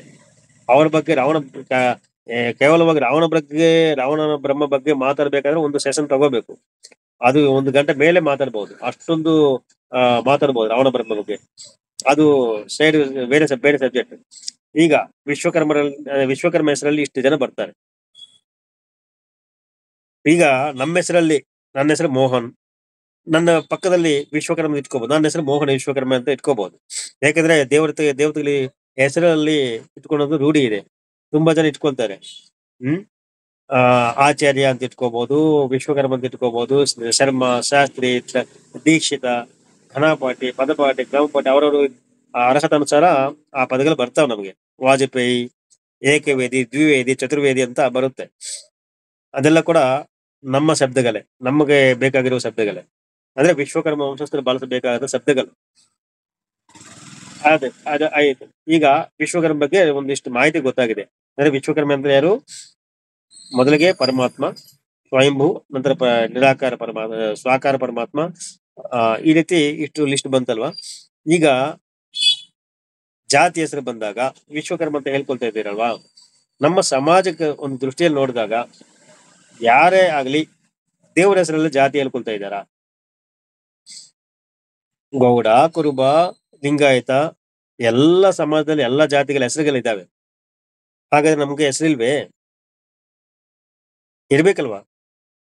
ನಮ್ಮವ್ರು ಕೆಲವರು ವಿಶ್ವಕರ್ಮ ಅಂತ ಆ ಹೇಳ್ಕೊಳ್ತಾರೆ. ಇನ್ನು ಕೆಲವರು ವೃತ್ತಿಗಳ ಹೆಸರು ಹೇಳ್ಕೊಳ್ತಾರೆ. ಅದು ನಮ್ಮ ಜಾತಿಯ ನಿಘಂಟು ಅಂತ ಒಂದು ಬರುತ್ತೆ. ಕೆಲವು ಪುರಾತನ ಗ್ರಂಥಗಳಲ್ಲಿ ಜಾತಿಗಳ ಹೆಸರು ಪಟ್ಟಿ ಮಾಡಿ ಒಂದು ಗ್ರಂಥಗಳಿದ್ದಾವೆ. ಅದರಲ್ಲಿ ಈ ವಿಶ್ವಕರ್ಮ ಜಾತಿ ಅಂತ ಇಲ್ಲ, ವಿಶ್ವ ಬ್ರಾಹ್ಮಣ ಕೂಡ ಇಲ್ಲ. ಏನಿದೆ? ಬ್ರಾಹ್ಮಣನ ಹೆಸರಿದೆ. ಈಗ ನೋಡಿ, ವಿಶ್ವಕರ್ಮ ಹೆಸರು ಇಲ್ಲದೆ ಇದ್ದಾಗ ನೀವು ಭಾರತ ದೇಶದ ಜಾತಿ ಲಿಸ್ಟ್ ಅಲ್ಲಿ ನಿಮ್ಮ ಜಾತಿ ಹೆಸರಿಲ್ಲ ಅಂದಾಗ ಅಲ್ಲ ಅನ್ಕೋಬೇಕ? ಬೇರೆ ದೇಶದಿಂದ ವಲಸೆ ಬಂದಿದ್ದೀರ ಅನ್ಕೋಬೇಕಾ? ಅದಕ್ಕೆ ನಾನೇ ಹೇಳ್ತೇನೆ, ನಿಮ್ಗೆ ಉತ್ತರ ಹೇಳ್ತೇನೆ. ಈಗ ಪುರುಷ ಸೂಕ್ತದ ಬಗ್ಗೆ ಹೇಳ್ಕೊಂಡಿದೀವಲ್ವಾ? ಪುರುಷ ಸೂಕ್ತದ ಒಡೆಯ ಯಾರು? ದೇವತೆ ವಿಶ್ವಕರ್ಮ. ಅದೇ ಸೂಕ್ತದಲ್ಲಿ ಇನ್ನೊಂದು ಮಂತ್ರ ಇದೆ. ಬ್ರಾಹ್ಮಣೋ ಔಷ್ಯ ಮುಖಂ ಆಸೀತ್ ಬಾಹು ರಾಜನ್ಯ ಕೃತಃ ಉರು ತದಸ್ಯ ದ್ವೈಷ್ಯ ಪದ್ಮ್ಯಾಗಂ ಶೂದ್ರೋ ಅಜಾಯತ ಅಂತ ಆ ಮಂತ್ರ ಹೇಳ್ತದೆ. ಈ ಮಂತ್ರದ ಅರ್ಥೇನು? ಈ ಪುರುಷನ ಮುಖದಿಂದ ಹುಟ್ಟಿದವರು ಬ್ರಾಹ್ಮಣರು,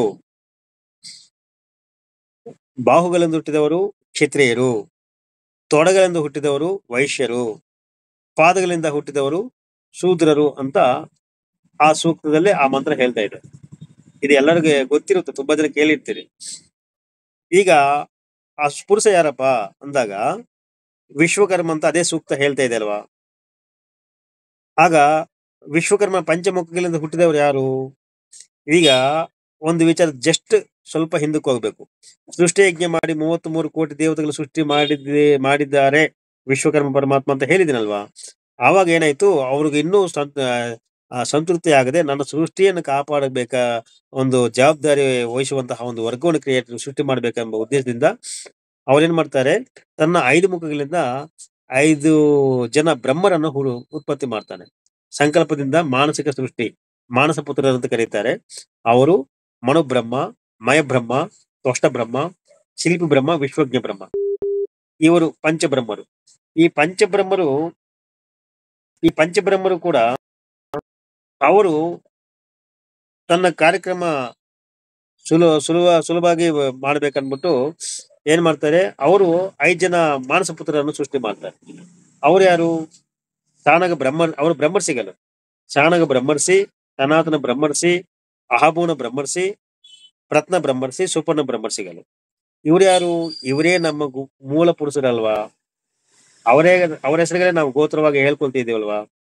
ಅಂದಾಗ ಇವರ ಎಲ್ಲಿಂದ ಬಂದ್ರು? ಆ ವಿಶ್ವಕರ್ಮನ 5 ಮುಖಗಳಿಂದ ನೇರವಾಗಿ ಬಂದ್ರಲ್ವಾ? ಸೊ ಆ ವಿಶ್ವಕರ್ಮನ ಮುಖದಿಂದ ಬಂದಿರೋರು, ಆ ಪುರುಷನ ಮುಖದಿಂದ ಬಂದವರು ಯಾರು?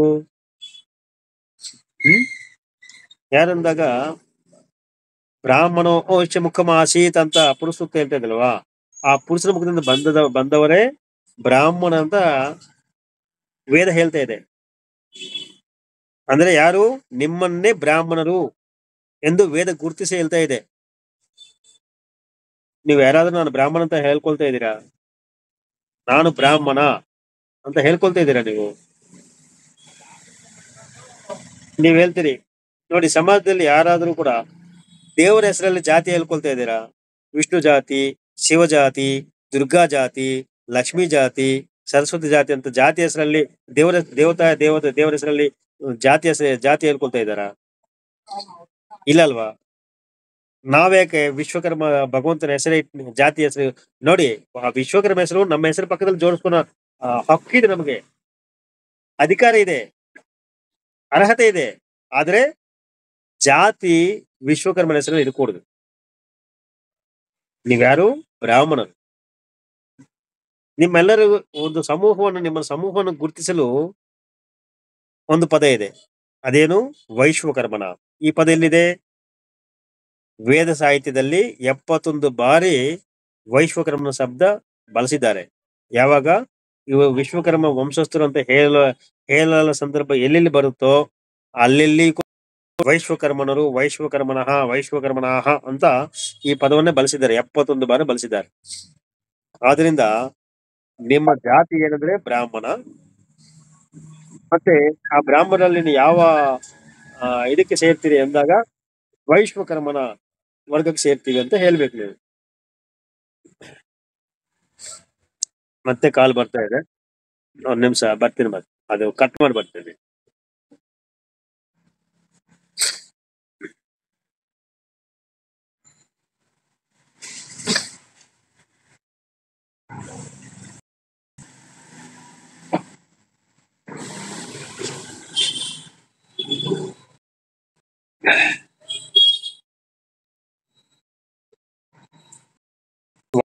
ಆದಾಗ ಸಲ ಗೊತ್ತಾಯ್ತು ಬಿಡಿ. ನನ್ನ ಕಾಲ್ ಬಂದಾಗ ನಿಮ್ ಕೆಲ್ಸ ಕೇಳಿಸ್ತಿದಲ್ವಾ ಈಗ? ಈಗ ವಿಶ್ವಕರ್ಮ ಹೆಸರಲ್ಲಿ ಜಾತಿ ಹೆಸರು ಹೇಳ್ಕೋಬಾರ್ದು. ಅವರು ಭಗವಂತ, ದೇವರು. ಕೆಲವರನ್ನ ಹೇಳ್ತಾರೆ, ನೀವ್ ಯಾರಪ್ಪ ಅಂದ್ರೆ ನಾನು ವಿಶ್ವಕರ್ಮ ಅಂತ ಹೇಳ್ಕೊಳ್ತಾರೆ. ಅದು ತಪ್ಪೆ. ನಾವು ವೈಶ್ವಕರ್ಮನರು ಅಂತ ಹೇಳ್ಕೋಬೇಕು. ಇಲ್ಲ ನಾನೊಬ್ಬ ವಿಶ್ವಕರ್ಮ ವಂಶೀಕನ್ ಅಂತ ಹೇಳ್ಕೋಬೇಕು. ಇಲ್ವಾ ನಾನು ಒಬ್ಬ ವೈದಿಕ ಬ್ರಾಹ್ಮಣ ಅಂತ ಹೇಳ್ಕೋಬೇಕು. ಬ್ರಾಹ್ಮಣ ಅಂತ ಹೇಳ್ಕೊಳ್ಳಿ ಸಾಕು. ಇನ್ನೂ ಹೆಚ್ಚಾಗಿ ಹೇಳ್ಬೇಕಂದ್ರೆ ನಾವು ದೇವತಾ ವಂಶಸ್ಥರಪ್ಪ ಅಂತ ಹೇಳ್ಕೊಳ್ಳಿ, ಅದು ಸರಿ ಇದೆ, ತಪ್ಪೇನಿಲ್ಲ, ಅದು ಸತ್ಯ. ಅದು ನೀವು ದೇವತಾ ವಂಶಸ್ಥರು, ದೇವತಾ ವಂಶಿಕರು, ವೈದಿಕ ವೇದದಲ್ಲಿರುವಂತಹ ವೈದಿಕ ಬ್ರಾಹ್ಮಣರು, ಮತ್ತೆ ವೈಶ್ವಕರ್ಮನರು, ಇದೆಲ್ಲ ಹೇಳ್ಕೊಳ್ಳಿ. ನಾನು ವಿಶ್ವಕರ್ಮ ಅಂತ ನೀವು ಹೇಳ್ಕೊಂಡಿದ್ದಾಗ ನಿಜವಾದ ವಿಶ್ವಕರ್ಮ ಎಲ್ಲೋ ಹೋಗ್ಬೇಕಪ್ಪ? ಈ ಶೈವರಿದ್ದಾರೆ ಅಂದ್ರೆ ಶಿವಭಕ್ತರು ಶೈವರಿದ್ದಾರೆ, ಅವ್ರು ಯಾವಾಗಲೂ ನಾನು ಶಿವ ಅಂತ ಹೇಳ್ಕೊಳ್ತಾನ? ವೈಷ್ಣವರಿದ್ದಾರೆ, ನಾನು ವಿಷ್ಣು ಅಂತ ಹೇಳ್ಕೊಳಲ್ಲ ಅಲ್ವಾ? ಶಾಕ್ತೇಯರಿದ್ದಾರೆ, ನಾನೇ ದುರ್ಗಾ ಅಂತ ಹೇಳ್ಕೊಳಲ್ಲ. ಗಣಪತಿ ಇರೋ, ನಾನು ಗಣಪತಿ ಅಂತ ಹೇಳ್ಕೊಳಲ್ಲ. ನಮ್ಮ ದೇವರು, ಆರಾಧ್ಯ ದೇವರು ಗಣಪತಿ ಅಂತ ಹೇಳ್ಕೊಳ್ತಾರೆ. ಇದನ್ನು ಕೂಡ ಯೋಚನೆ ಮಾಡಿ, ನನ್ನ ಮಾತು ನೀವು ಕೇಳಬೇಡಿ. ನೀವು ಸ್ವಲ್ಪ ಮನಸ್ಸಾಕ್ಷಿಯಿಂದ ಯೋಚನೆ ಮಾಡಿಕೊಂಡು ಒಂದು ನಿರ್ಧಾರಕ್ಕೆ ಬನ್ನಿ. ಆಯ್ತು, ಇದು ಈಗ ವಿಶ್ವಕರ್ಮ ಅಂದ್ರೆ ಏನು, ವೈಶ್ವಕರ್ಮನಂದ್ರ ಏನು ಅಂತ ಗೊತ್ತಾಯ್ತು, ಎರಡು ಪದಗಳು ಗೊತ್ತಾಯ್ತು. ಮೂರನೇ ಪದ ವಿಶ್ವ ಬ್ರಾಹ್ಮಣ. ಈ ವಿಶ್ವ ಬ್ರಾಹ್ಮಣ ಶಬ್ದ ಹೇಗೆ ಬಂತು? ಹಳೆ ಜಾತಿ, ಪುರಾತನ ಜಾತಿ ಗೆಜೆಟ್ ಇಲ್ಲ, ಆದ್ರೆ ಈಗ ಸರ್ಕಾರದಲ್ಲಿ ವಿಶ್ವಕರ್ಮ ಪದ ಇದೆ, ವಿಶ್ವ ಬ್ರಾಹ್ಮಣ ಪದ, ಎರಡು ಪದಗಳಿದಾವೆ. ಇನ್ನೂ ನಮ್ಮವರು ಎರಡು ಸಾಕಗಳ್ಬಿಟ್ಟು ಎಲ್ಲ ವೃತ್ತಿಗಳು ಸೇರಿಸ್ಕೊಂಡು ಸಾಕಷ್ಟು ಪದಗಳು ಇದಾವೆ. ಈ ರೀತಿ ಪದಗಳಿದ್ದಾಗ, ಜಾತಿ ಹೆಸರು 300 ಇದ್ದಾಗ, ಇವೆಲ್ಲ ಒಂದೇ ವರ್ಗ ಒಂದೇ ಜಾತಿ ಅಂತ ಹೇಗೆ ಗುರುತಿಸ್ತದೆ ಗೌರ್ಮೆಂಟ್, ಸರ್ಕಾರ? ನಮ್ ತಪ್ಪ, ಸರ್ಕಾರ ತಪ್ಪ? ನಮ್ಮ ಜನಸಂಖ್ಯೆ ತೋರಿಸ್ಲಿಕ್ಕೆ ಆಗುತ್ತಾ? ನಾರ್ತ್ ಅಲ್ಲಿ ಜಾಂಗಡಿ ವಿಶ್ವ ಬ್ರಾಹ್ಮಣ ಅಂತ ಹೇಳ್ಕೊಳ್ತಾರೆ, ಈ ಸೋನಾರು, ಸುತಾರು, ಏನೋ ತುಂಬಾ ಇದಾವೆ ಹಿಂದಿ ಭಾಷೆಯಲ್ಲಿ. ಅದರಲ್ಲಿ ಕೂಡ ವಿಶ್ವಕರ್ಮ ಅಂದು ಕೆಲವು ಹೇಳ್ಕೊಳ್ತಾರೆ. ಈ ರೀತಿ ಕನ್ಫ್ಯೂಸ್ ಅಲ್ಲಿ ಇಡೀ ದೇಶದಲ್ಲಿ ಇದೆ. ಆದ್ರಿಂದ ನಾವು ಒಂದೇ ಜಾತಿ ಹೆಸರು ಹೇಳ್ಕೋಬೇಕು. ಅದು ಏನಂತ ನಿರ್ಣಯ ಮಾಡ್ಕೋಬೇಕು ನಾವೇ. ಮುಂದಿನ ಸಭೆಗಳಲ್ಲಿ ಯಾವ ಪದ ಇದ್ರೆ ನಮ್ಮ ಸೂಕ್ತ, ಶ್ರೇಷ್ಠ ಎಂಬುದನ್ನು, ಈ ವಿಶ್ವ ಬ್ರಾಹ್ಮಣ ಪದ ಹೆಂಗ್ ಬರುತ್ತೋ ಅದು ಹೇಳ್ತೀನಿ. 18ನೇ ಶತಮಾನದಲ್ಲಿ ಬ್ರಿಟಿಷರು ನಮ್ಮ ದೇಶವನ್ನು ಆಳ್ತಿದ್ರು. ಆ ಸಮಯದಲ್ಲಿ ಈ ಮಾರ್ಕೆಟ್ ಇರುವಂತಹ ವಿಪ್ರರಿಗೂ ನಮಗೆ ಆವಾಗ ಯಾವಾಗಲಿಂದಲೂ ಗಲಾಟೆನೆ. ಯಾಕಂದ್ರೆ ನಾವು, ನಮ್ಮ ಬಗ್ಗೆ ವೇದಗಳಲ್ಲಿ ಇದೆ, ಅವ್ರ ಬಗ್ಗೆ ವೇದಗಳಲ್ಲಿ ಇರೋದಿಲ್ಲ. ಇದು ನೋಡ್ಕೊಂಡು ಅವ್ರಿಗೆ ತುಂಬಾ ಹೊಟ್ಟೆ ಊರು ಮಾಡ್ಕೊಳ್ತಾರೆ. ನಮ್ಮವರು ಹೆಮ್ಮೆಯಿಂದ, ನೋಡ್ರಿ ನಾವು ವೇದದಲ್ಲಿ ಇದ್ದೀವಿ, ನೀವು ವೇದದಲ್ಲಿ ಇಲ್ಲ, ನೀವು ಬರೀ ನೀವು ಪೌರಾಣಿಕರು ಮಾತ್ರ, ಆ ಪುರಾಣಗಳಲ್ಲಿ ಮಾತ್ರ ನೀವು ಬರ್ಕೊಂಡಿದ್ರಿ, ಅವೆಲ್ಲ ಕಲ್ಪಿತ ದಂತಕಥೆಗಳವು ಅಂತ ಹೇಳುತ್ತಾ ಹೀಯಾಳಿಸೋದು ಆವ ಕಾಲದಿಂದ ಇತ್ತು. ಮತ್ತೆ ಹಿಂದಿನ ಕಾಲದ ವೈಭವ ಅಂದ್ರೆ ನಾವೇ ಗುರುಗಳಾಗಿದ್ದೀವಿ, ನಾವೇ ಚಕ್ರವರ್ತಿಗಳಾಗಿದ್ದೀವಿ, ನಾವೇ ರಾಜಗುರುಗಳು, ಮಂತ್ರಿಗಳು, ಸೈನ್ಯಾಧ್ಯಕ್ಷರು, ಮತ್ತೆ ವೈದ್ಯಾಧಿಕಾರಿಗಳು, ಯಂತ್ರ ತಂತ್ರ, ಎಲ್ಲಾ ಮಂತ್ರ ಇದರಲ್ಲಿ ಕೂಡ ನಾವೇ ಮುಂದೆ ಇದ್ದು, ಗುರುಕುಲಗಳೆಲ್ಲ ಕೂಡ ನಮ್ಮ ಕೈಯಲ್ಲಿದ್ದು ಇದ್ದದ್ದು. ಅದರಿಂದ ನಮ್ಮನ್ನ ಜಗದ್ಗುರುಗಳು ಅಂತ ಕರೀತಾರೆ. ಮತ್ತೆ ಆಚಾರ್ಯರು ಅಂದ್ರೆ ಗುರುಗಳು ಎಂಬ ಗೌರವದಿಂದ ನಮ್ಮನ್ನ ಗುರುತಿಸಿ ಕರೆದಿದ್ದಾರೆ. ಅದು ಇವರಿಗೆ ಹೊಟ್ಟೆವರಾಯ್ತು. ಹೆಂಗ ಹೊಟ್ಟೆವರ ಬಂತು? ಅವರು ಬಂದು ನಮ್ಮ ಗುರುಕುಲಗಳಿಗೆ ಬಂದು ನಮ್ಮವ್ರ ಕಡೆಯಿಂದ ವಿದ್ಯೆ ಕಲಿತು ಈಗ ನಮಗೂ ಕೂಡ ಆ ಗೌರವ, ನಾವು ಆತರ ವಿದ್ಯಾವಂತರಾಗಿದ್ದೇವಲ್ವಾ, ಆದ್ರಿಂದ ನಮಗೂ ಆ ಗೌರವ ಸಿಗ್ಬೇಕೆಂಬ ದುರುದ್ದೇಶದಿಂದ ಆ ಕಾಲದಿಂದಲೇ ನಮಗೆ ಆ ಎದುರಾಗಲು ರೆಡಿ ಆಗಿದ್ದಾರೆ, ಗುರುದ್ರೋಹ ಮಾಡಿದ್ದಾರೆ. ಆದ್ರೆ ಇಲ್ಲಿವರೆಗೂ ಯಾರು ಅವ್ರನ್ನ ಪ್ರಶ್ನಿಸಲಿಲ್ಲ. ಯಾಕೆ ಅಂದ್ರೆ ಇಲ್ಲಿವರೆಗೂ ವೇದಗಳು ಅವ್ರ ಕೈಯಲ್ಲೇ ಇಟ್ಕೊಂಡು ಅವ್ರ ಮನೆಯಲ್ಲೇ ಬಚ್ಚಿಟ್ಕೊಂಡು ಯಾರಿಗೂ ಗೊತ್ತಿಲ್ದಂಗೆ ಮಾಡ್ಬಿಟ್ಟಿದ್ದಾರೆ. ಮತ್ತೆ ವೇದಗಳು ಯಾರಾದ್ರೂ ಓದಿದ್ರೆ ನಾಲಿಗೆ ಕತ್ತರಿಸಿ ಹಾಕ್ತಿವಂತ, ಮತ್ತೆ ಯಾರಾದ್ರೂ ಕೇಳಿಸ್ಕೊಂಡ್ರೆ ಕಿವಿಯಲ್ಲಿ ಸೀಸ ಮಡಗಿಸಿ ಹೋಯ್ತುವಂತ ಈ ರೀತಿ ಕಾನೂನುಗಳು ತಂದು ನಮ್ಮ ಜನಗಳಿಗೆ ವೇದದ ಅರಿವೇ ಗೊತ್ತಿಲ್ದಂಗೆ ಮಾಡ್ಬಿಟ್ಟಿದ್ದಾರೆ. ಎಲ್ಲರೂ ಈ ದಂತಕಥೆಗಳು ಕೇಳ್ಕೊಂಡು ಅವದೇ ನಮಗೆ ಪ್ರಮಾಣ ಅಂತ ಹೇಳೋ ಸ್ಥಾಯಿಗೆ ಬಂದ್ಬಿಟ್ಟಿದ್ದಾರೆ.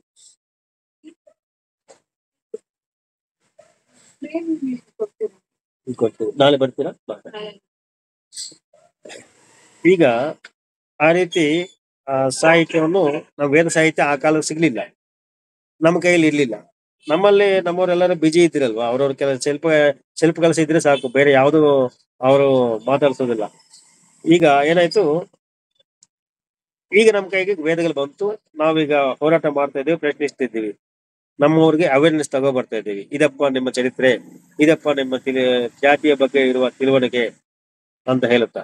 ಆ ಕಾಲಕ್ಕೆ ಈ ತರ ಗಲಾಟೆ ಬಂದಾಗ ನಮ್ಮವರು ಒಂದಿಷ್ಟು ಜನ ವಿದ್ಯಾವಂತರಿದ್ದರು, ಅವರು ಕೋರ್ಟಲ್ಲಿ ಕೇಸ್ ಹಾಕಿದ್ರು.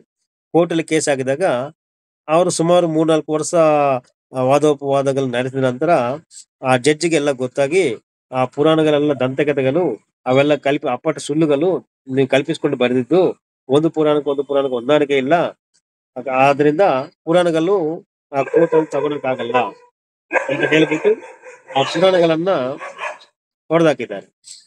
ವೇದಗಳು ತೋರಿಸಿ ನಾವೇ ಬ್ರಾಹ್ಮಣರಂತ ಹೇಳ್ಕೊಂಡು ವಾದನ ಮಾಡಿದವರಿಗೆ ನಿಜವಾದ ಬ್ರಾಹ್ಮಣ ಇವರೇ, ಆದ್ರಿಂದ ಇವರೇ ಬ್ರಾಹ್ಮಣರು, ಇವರಿಗೆಲ್ಲ ಷೋಡಶ ಸಂಸ್ಕಾರಗಳ ಅಧಿಕಾರ ಇದೆ, ಎಲ್ಲ ದೇವಸ್ಥಾನಗಳ ಗರ್ಭಾಲಯಕ್ಕೆ ಹೋಗಿ ಇವರು ಸ್ವತಃ ಪೂಜೆ ಮಾಡ್ಕೋಬಹುದು, ಇವ್ರಿಗೆ ಯಾರು ಅಡ್ಡಿಪಡಿಸಿದ್ರೆ ಅವರನ್ನ ಶಿಕ್ಷೆಗೆ ಒಳಗಾಗ್ತಾರೆ ಅಂದ್ಬಿಟ್ಟು ಆ ಕಾಲಕ್ಕೆ ಅವ್ರಿಗೆ ಫೈನ್ ಹಾಕಿ ಇವರೇ ಬ್ರಾಹ್ಮಣರು ಅಂತ ತೀರ್ಮಾನ, ಜಡ್ಜ್ಮೆಂಟ್ ಕೊಟ್ಬಿಟ್ಟು ಆ ಫೈನಲ್ ಡೇ ಅವತ್ತು ಕರೀತಾರೆ, ಬ್ರಾಹ್ಮಣರೆಲ್ಲ ಒಂದ್ ಕಡೆ ಬಂದ್ಬಿಡಿ ಅಂತ ಕೇಳ್ತಾರೆ. ಆವಾಗ ನಮ್ಮವರು ಎದುರು ನಿಂತ್ಕೊಂಡು ಒಳಗಡೆ ಅವರೆಲ್ಲ ಓಡೋಗಿ ನಿಂತ್ಕೊಂಡ್ಬಿಡ್ತಾರೆ. ನೋಡಿ, ಅಲ್ಲಿ ಗಮನಿಸಿ, ಅವ್ರು ಸೋತಿದ್ದಾರೆ, ಬ್ರಾಹ್ಮಣರಲ್ಲ ಅಂತ ಪ್ರೂಫ್ ಆಗಿದೆ, ಜಡ್ಜ್ಮೆಂಟ್ ಕೂಡ ನಮ್ಮವ್ರ ಪವರ್ ಬಂತು. ಆದ್ರೆ ಇವರು ಹೋಗೋ ಅಷ್ಟರಲ್ಲಿ ಅವ್ರು ನಿಂತ್ಕೊಂಡ್ಬಿಟ್ರು, ಮತ್ತೆ ಇವ್ರು ಹಂಗೆ ಅಲ್ಲೇ ನಿಂತ್ಕೊಂಡು ಸುಮ್ನೆ ಮುಖ ನೋಡ್ಕೊಂಡ್ರು. ಜಡ್ಜಿ ಕೇಳ್ತಾನೆ, ನಾನು ಬ್ರಾಹ್ಮಣರಲ್ಲಿ ಬನ್ನಿ ಅಂತ ಹೇಳ್ದಾಗ ನೀವ್ ಯಾಕೆ ಬಂದಿಲ್ಲ ಅಂದಾಗ ಇವ್ರು ಹೇಳ್ತಾರೆ, ನೋಡಿ ಸ್ವಾಮಿಗಳೇ, ನಾ ಇಷ್ಟು ವರ್ಷ ಪ್ರಯತ್ನ ಮಾಡಿ ಹೋರಾಟ ಮಾಡಿ ನಮ್ಮ ಸಮಯ, ದುಡ್ಡು, ಎಲ್ಲ ಆಸ್ತಿಗಳ ಕಳ್ಕೊಂಡು ನಾವು ಎಷ್ಟು ನಿರೂಪಣೆ ಮಾಡ್ಕೊಂಡು ನಾವೇ ಬ್ರಾಹ್ಮಣ ಅಂತ ನೀವು ಜಡ್ಜ್ಮೆಂಟ್ ಕೊಟ್ಟಾಗಲೂ ಕೂಡ ನಾವು ಅವ್ರ ಪಕ್ಕದಲ್ಲಿ ನಿಂತ್ಕೋಬೇಕಾ? ಅವ್ರ ಬ್ರಾಹ್ಮಣರಲ್ಲ ಅಲ್ಲ ಅಂತ ನಿರೂಪಣೆ ಆಗಿದೆ ಅಲ್ವಾ, ಮತ್ತೆ ಹೇಗೆ ನಾವು ನಿಂತ್ಕೊಳ್ತೇವೆ ಅವ್ರ ಪಕ್ಕದಲ್ಲಿ ಅಂತ ಇವ್ರು ಕೇಳ್ತಾರೆ. ಆಗ ಜಡ್ಜಿ ಒಂದು ತಪ್ಪು ಮಾಡ್ತಾನೆ, ಆಯ್ತು ನೀವು ಬ್ರಾಹ್ಮಣರಲ್ಲ, ನೀವು ಹೋಗಿ ಆ ಕಡೆ ಹೋಗಿ ಕೂತ್ಕೊಳ್ಳಿ ಅಂತ ಹೇಳ್ಬೋದಾಗಿತ್ತು. ಆಯ್ತು, ಬ್ರಾಹ್ಮಣ ಅಂದಾಗ ಅವ್ರು ಬಂದ್ರು, ಮತ್ತೆ ನಿಮ್ ಬಗ್ಗೆ ಏನ್ ಬರೀಬೇಕು ಅಂತ ಕೇಳ್ತಾನೆ, ಅದು ತಪ್ಪು ಮಾಡಿದ್ದು. ಇವ್ರು ಹೇಳ್ತಾರೆ, ನೋಡ್ರಿ, ಬ್ರಾಹ್ಮಣ ಅಂದಾಗ ನಾವೇ ಆಗುತ್ತೆ, ಆದ್ರೆ ನಾವು ವಿಶ್ವಕರ್ಮ ವಂಶಸ್ಥರಲ್ವಾ, ಅದಕ್ಕೆ ವಿಶ್ವಕರ್ಮ ಬ್ರಾಹ್ಮಣ ಅಂತ ಬರ್ಕೋಬೇಕು ಅಂತ ಹೇಳ್ತಾರೆ. ಆ ಜಡ್ಜಿ ನೋಡ್ತಾನೆ, ವಿಶ್ವಕರ್ಮ ಬ್ರಾಹ್ಮಣ ತುಂಬಾ ಲೆಂತ್ ಆಗುತ್ತೆ, ಉದ್ದ ಆಗುತ್ತೆ, ಆದ್ರಿಂದ ಆ ಕರ್ಮ ತೆಗೆಸ್ಬಿಟ್ಟು ವಿಶ್ವ ಬ್ರಾಹ್ಮಣದ ಬರ್ಕೋಲಿ ಅಂತ ಹೇಳ್ಕೊಳ್ತಾರೆ. ನೀವು ವಿಶ್ವಕ ಬ್ರಾಹ್ಮಣರು ಅಂತ ಇವರು ಸ್ವಲ್ಪ ಹೊಗಳಿಸ್ಬಿಟ್ಟು ವಿಶ್ವ ಬ್ರಾಹ್ಮಣ ಅಂತ ಒಪ್ಪಿಸ್ಬಿಡ್ತಾರೆ. ನಮ್ಮವರು ಒಪ್ಪಿಸ್ಕೊಂಡು ಬಂದ್ಬಿಡ್ತಾರೆ. ಅದು ನಡೆದಿದ್ದು ವಿಶ್ವ ಬ್ರಾಹ್ಮಣ. ಆ ಕಾಲದಿಂದ ನಮ್ಮನ್ನು ವಿಶ್ವ ಬ್ರಾಹ್ಮಣ ಅಂತ ಕರಿತಾ ಇದ್ದೀನಿ. ಇದು ಈ ಪದ ಬಂತು.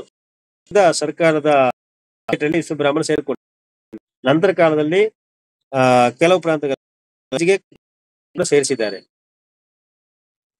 ಇದು ವಿಶ್ವಕರ್ಮ, ವಿಶ್ವಬ್ರಾಹ್ಮಣ, ವೈಶ್ವಕರ್ಮನ ಈ ಪದಗಳ ವಿಶ್ಲೇಷಣೆ. ಈ ನನ್ನ ಉಪನ್ಯಾಸ ಉಪಯೋಗಕರವಾಗಿದ್ರೆ, ಮತ್ತೆ ಇದೇನು ಉಪಯೋಗ ಇಲ್ಲ ಅಂತ ಅನ್ಕೊಂಡ್ರು ಕೂಡ ನೀವು ನಿಮ್ಮ ಅನಿಸಿಕೆಗಳನ್ನು ಪ್ರಶ್ನೆ ರೂಪದಲ್ಲಿ ಕೇಳಬಹುದು. ಇದು ಕ್ವಶನ್ ಅವರ್ ಸ್ಟಾರ್ಟ್ ಆಗಿದೆ. ಯಾರಾದ್ರೂ ಡೌಟ್ ಇದ್ರೆ ಕೇಳಿ. ಎಲ್ರಿಗೂ ತುಂಬ ಧನ್ಯವಾದಗಳು. ನಮ್ಮ ಅಧ್ಯಕ್ಷರು ಅಮೋಘವಾಗಿರ್ತಕ್ಕಂಥ ಒಂದು ಆ, ರಹಸ್ಯವಾಗಿ ಉಳಿದಿರ್ತಕ್ಕಂಥ ಕೆಲವು ವಿಚಾರಧಾರೆಗಳನ್ನು ತಮ್ಮೊಂದಿಗೆ ಹಂಚಿಕೊಂಡಿದ್ದಾರೆ. ಅವರು ಸತ್ಯವೂ ನಿತ್ಯವೂ ಆಗಿರ್ತಕ್ಕಂಥ ವಿಚಾರಗಳವು. ಯಾಕಂದರೆ ನಮ್ಮ ಜನಗಳಿಗೆ ಇನ್ನೂ ಅದರ ಬಗ್ಗೆ ಇನ್ನೂ ಅವಗಾಹನೆ ಇಲ್ಲ, ಹೆಚ್ಚಿಗೆ ತಿಳ್ಕೊಳ್ಬೇಕು. ಅದರಲ್ಲಿ ನಮ್ಮ ಅಧ್ಯಕ್ಷರು ಸಿದ್ಧಾಸ್ತರು, ಅವರು ವೇದಗಳು, ಉಪನಿಷತ್ತುಗಳು, ಚರಿತ್ರೆ ಏನು ಅಂತ ಅವರು ಚೆನ್ನಾಗಿ ಅಧ್ಯಯನ ಮಾಡಿದ್ದಾರೆ ಅವರು. ಆದ್ದರಿಂದ ಅವರು ಒಂದು ಮಾತಿನಲ್ಲಿ ಬಹಳ ಸತ್ಯಾಂಶ ಇರತಕ್ಕಂಥದ್ದು ತಾವೆಲ್ಲರೂ ಕೂಡ ಗಮನಿಸಬೇಕು ದಯವಿಟ್ಟು. ಆದ್ದರಿಂದ ತಾವೆಲ್ಲರೂ ಕೂಡ ಈ ಒಂದು ಕ್ವಶನ್ ಹವರ್ಸಲ್ಲಿ ದಯವಿಟ್ಟು ನೀವು ಹ್ಯಾಂಡ್ ರೈಸ್ ಮಾಡುವ ಮುಖಾಂತರ ದಯವಿಟ್ಟು ನಮ್ಮ ಅಧ್ಯಕ್ಷರಿಗೆ ಸಂದೇಹಗಳನ್ನು ಕೇಳಬೇಕಂತೇಳಿ ಈ ಮೂಲಕವಾಗಿ ನಾನು ವಿನಂತಿ ಮಾಡ್ಕೊಳ್ತಾ ಇದ್ದೇನೆ. ನಮೋ ಶ್ರೀಕರ್ಮಣೆ. ಎಲ್ಲರಿಗೂ ಮುಖ್ಯ ಗಮನಕ್ಕೆ ಏನಂದ್ರೆ ಹ್ಯಾಂಡ್ ರೈಸ್ ಮಾಡಬೇಕು. ಮತ್ತೆ ನಾನು ಏನು ಮಾತಾಡಿದ್ರೆ ಅದ್ರ ಬಗ್ಗೆ ಮಾತ್ರ ಒಂದೇ ಒಂದು ಕ್ವಶನ್ ಕೇಳಬೇಕು. ನೀವು ಉಪನ್ಯಾಸ ಮಾಡ್ಲಿಕ್ಕೆ ಪ್ರಯತ್ನ ಮಾಡಬಾರ್ದು. ಯಾಕಂದ್ರೆ ಆಲ್ರೆಡಿ ಸಮಯ ದಾಟಿದೆ. ಆದ್ರಿಂದ ನೀವು ನೇರವಾಗಿ ಒಂದು ಪ್ರಶ್ನೆ ಕೇಳಿದ್ರೆ ಅದಕ್ಕೆ ಉತ್ತರ ಕೊಡ್ತೀನಿ. ಮತ್ತೆ ಹಿಂದಿನ ಕ್ಲಾಸ್ ಅಲ್ಲಿ ಅವರವ್ರ ಅನಿಸಿಕೆಗಳು ಹೇಳುವಾಗ ನಿಮ್ಗೆ ಬೇರೆ ಸೆಷನ್ ಕೊಡ್ತೀವಿ. ಇದೇನಂದ್ರೆ ಈ ನಾನು ಹೇಳಿದ್ದು ನಿಮ್ಗೆ ಎಲ್ಲಿವರೆಗೂ ಉಪಯೋಗ ಆಗುತ್ತೋ ಅದು ಇಲ್ವೋ ಅದನ್ನು ಅಷ್ಟು ಮಾತ್ರ ಹೇಳಿ. ನಿಮ್ಗೆ ಏನು ಡೌಟ್ ಇದ್ರೆ ಹೇಳಿ ಅಷ್ಟೇ. ನೀವು ಉಪನ್ಯಾಸ ಮಾಡ್ಲಿಕ್ಕೆ ಹೋಗ್ಬೇಡಿ, ಪ್ರಶ್ನೆ ಕೇಳಿ ಅಷ್ಟೇ. ಹೌದು. ಈಗ ನಾವು ಹೇಳಿರ್ತಕ್ಕಂಥ ವಿಷಯ ವಸ್ತು ಏನಿದೆ ಆ ವಿಷಯ ವಸ್ತುವಲ್ಲಿ ಮಾತ್ರ ಸಂದೇಹವನ್ನು ತಾವು ದಯವಿಟ್ಟು ಕೇಳಬೇಕು. ವಿಷಯಾಂತರ ಆಗಬಾರ್ದು. ಸಮಯ ತುಂಬ ಲಾಂಗ್ ಆಗುತ್ತೆ. ಆದ್ದರಿಂದ ತಾವು ವಿಷಯ ಇವತ್ತು ಏನು ಪ್ರಸ್ತುತಪಡಿಸಿದೆ ಆ ವಿಷಯದ ಬಗ್ಗೆ ಮಾತ್ರ ತಾವು ಪ್ರಶ್ನೆ ಕೇಳಿ ಸಂದೇಹಗಳನ್ನು ನಿವಾರಣೆ ಮಾಡಿಕೊಳ್ಬೇಕಂತೇಳಿ ನಾನು ಈ ಮುಖಾಂತರ ಕೇಳ್ಕೊಳ್ತೀನಿ. ಹ್ಯಾಂಡ್ ರೈಸ್ ಮಾಡಿ ದಯವಿಟ್ಟು ಕೇಳಿ.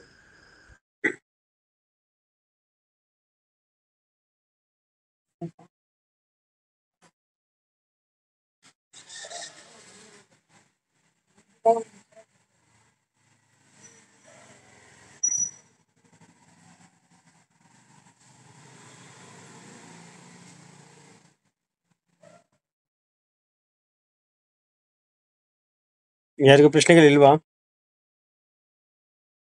ಯಾರಿಗೂ ಪ್ರಶ್ನೆಗಳಿಲ್ವಾ? ಗುರುಗಳೇ ನಮೋ ವಿಶ್ವಕರ್ಮಣಿ. ಸಾಕಷ್ಟು ಜನ ಲೆಫ್ಟ್ ಆಗಿದ್ದಾರೆ. ಇರೋರು ಒಂದು 11 ಜನ ಇದ್ದಾರೆ. ಅವರಲ್ಲಿ ಯಾವ್ದು ಪ್ರಶ್ನೆ ಮೂಡ್ ಬಂದಿಲ್ಲ ಅಂತ ಕಾಣಿಸ್ತಾ ಇದೆ ಗುರುಗಳೇ. ದಯವಿಟ್ಟು ಯಾರಾದ್ರೂ ಪ್ರಶ್ನೆಗಳಿದ್ರೆ ಹ್ಯಾಂಡ್ ರೈಸ್ ಮಾಡುವ ಮೂಲಕ ಗುರುಗಳನ್ನ ಹತ್ರ ಮಾತಾಡ್ಬೋದು. ದಯವಿಟ್ಟು ಯಾರಾದ್ರೂ ಮಾತಾಡೋರಿದ್ರೆ ಮಾತಾಡಿ, ಅವಕಾಶ ಕೊಡ್ತಾ ಇದೀರಿ ಇವಾಗ. ನಮೋ ವಿಶ್ವಕರ್ಮಣೆ. ನಮೋ ವಿಶ್ವಕರ್ಮಣೆ. ಈಗ 1918ನೇ ಇಸ್ವಿನಲ್ಲಿ ಅದಾಲತ್ ಕೋರ್ಟ್ ಅಲ್ಲಿ ಕೇಸ್ ಆಯ್ತು. ಅದರಲ್ಲಿ ವಿನ್ ಆಗಿದ್ವಿ. ಆದ್ರೆ ಅದು ಕಾಲಕ್ರಮೇಣ ಮುಚ್ಚೋಗಿದೆ. ಯಾಕೆಂದ್ರೆ ನಾವು ಹೊರಗಡೆ ತೆಗ್ದಿಲ್ಲ ಅನ್ನೋ ಒಂದು ಇದಕ್ಕೋಸ್ಕರ ಅದನ್ನ ಮತ್ತೆ ಓಪನ್ ಮಾಡಿಸಿ ಈಗ ಮೀಡಿಯಾಗಳು ಬಹಳಷ್ಟಿದೆ. ಮೀಡಿಯಾ ಮುಖಾಂತರ ಅದೊಂದು ಸುದ್ದಿ ಮಾಡಿ ಹೌದು ನಾವು ಬ್ರಾಹ್ಮಣರು, ನಮ್ಮ ಒಂದು ಬ್ರಾಹ್ಮಣತ್ವ ಇದೆ ಅಂತ ಅಂದ್ಬಿಟ್ಟು ತೋರಿಸ್ಬೋದಾ? ಒಳ್ಳೆ ಪ್ರಶ್ನೆ ಹಾಕಿದ್ರಿ. ಈಗ ನೋಡಿ, ಅದು ರಿಓಪನ್ ಮಾಡೋದು ಅದು ಕೋರ್ಟ್ ಆಫ್ ರೆಕಾರ್ಡ್ ಇದೆ. ಕೋರ್ಟ್ ಆಫ್ ರೆಕಾರ್ಡ್ ಅಂದ್ರೆ ಹಿಂದಿನ ಜಡ್ಜ್ಮೆಂಟ್ ಗಳನ್ನ ಒಂದು ಫೈಲ್ ಮಾಡ್ತಾರೆ. ಆ ಫೈಲ್ ಅಲ್ಲಿ ಇರುತ್ತೆ ಅದು ಬ್ರಿಟಿಷ್ ಕಾಲದ್ದು. 18ನೇ ಶತಮಾನ ಅಂದ್ರೆ ಈಗ 25ನೇ ಶತಮಾನ ನಡೀತಾ ಇದೆ. ಅಂದ್ರೆ ಅದು ಸಿಗುತ್ತೋ ಇಲ್ವೋ ಗೊತ್ತಿಲ್ಲ. ಆದ್ರೆ ಕೋರ್ಟ್ ಆಫ್ ರೆಕಾರ್ಡ್ ಅಂತೂ ಇದೆ, ನಮ್ಮಲ್ಲಿದೆ. ಅದು ಪುಸ್ತಕ ಪಬ್ಲಿಷ್ ಮಾಡಿದೀವಿ, ಕೆಲವು ಗ್ರಂಥಗಳ ಮೂಲಕ ತಿಳ್ಕೊಳ್ತಾ ಇತ್ತು. ಅದು ಮತ್ತೆ ಹಿಂದಕ್ಕೆ ಈಗ ಹೊಸದಾಗಿ ರಿಫ್ರೆಶ್ ಆಗಿ ಮಾಡೋದು ಸೂಕ್ತವಲ್ಲ. ಅದಕ್ಕಿಂತ ಹೆಚ್ಚಿನ ಸಾಹಿತ್ಯ ಸಾಮರ್ಥ್ಯ ನಮ್ಮಲ್ಲಿದೆ. ಈಗ ಯಾರಾದ್ರೂ ಕೂಡ ಒಂದು ಸಣ್ಣದೊಂದು ಗಲಾಟೆ ಬಂದಾಗ ಅದನ್ನು ಕೋರ್ಟ್ ಗೆಲ್ದಾಗ ರೀಸೆಂಟ್ ಆಗಿ ಫ್ರೆಶ್ ಆಗಿ ಜಡ್ಜ್ಮೆಂಟ್ ಬರುತ್ತೆ. ಅದು ಸಾಕು ನಮ್ಗೆ. ಈಗ ಸೋಷಿಯಲ್ ಮೀಡಿಯಾ ಪ್ರಪಂಚದಲ್ಲಿ ಅದು ಅದ್ಭುತವಾಗಿ ಪ್ರಚಾರ ಬಂದ್ಬಿಡ್ತದೆ. ಅಥವಾ ಡಿಬೇಟಿಂಗ್ ಮೂಲಕ ಯಾರು ಬ್ರಾಹ್ಮಣರು ಎಂಬ ಕಾನ್ಸೆಪ್ಟ್ ಅಲ್ಲಿ ಡಿಬೇಟ್ ಮಾಡಿದ್ರೆ ಕೂಡ ಅದು ಎಲ್ಲರಿಗೂ ಅರಿವಾಗ್ತಿರ್ತದೆ. ಈ ರೀತಿ ನಾನು ಪ್ರಯತ್ನ ಮಾಡ್ತಾ ಇದ್ದೀನಿ. ಆ ಭಗವಂತ ಪರಮಾತ್ಮ ಅನುಗ್ರಹ ಮಾಡ್ತಾನೆ, ನನಗೂ ಒಂದು ಅವಕಾಶ ಕೊಡ್ತಾನೆ. ಮುಂದಿನ ದಿನಗಳ ನಮ್ಮ ಸಂಸ್ಥೆ ವತಿಯಿಂದ ಇದೆಲ್ಲ ಆಗುತ್ತೆ, ನೋಡ್ತಾ ಇರಿ. ಧನ್ಯವಾದಗಳು. ನಮ್ಮ ವೈಶ್ವಕರಿಂದ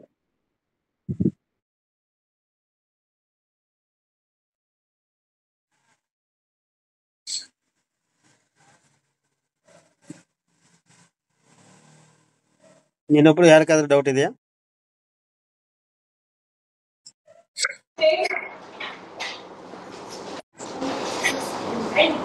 ಕೇಳಿ ಪಾಲಾಕ್ಷ ಅವರೇ.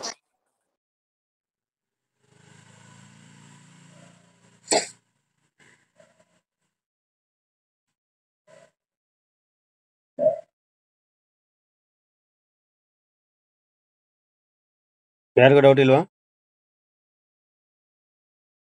ರವಿ ಅವರೇ, ಶ್ರೀಕಾಂತ್ ಅವರೇ,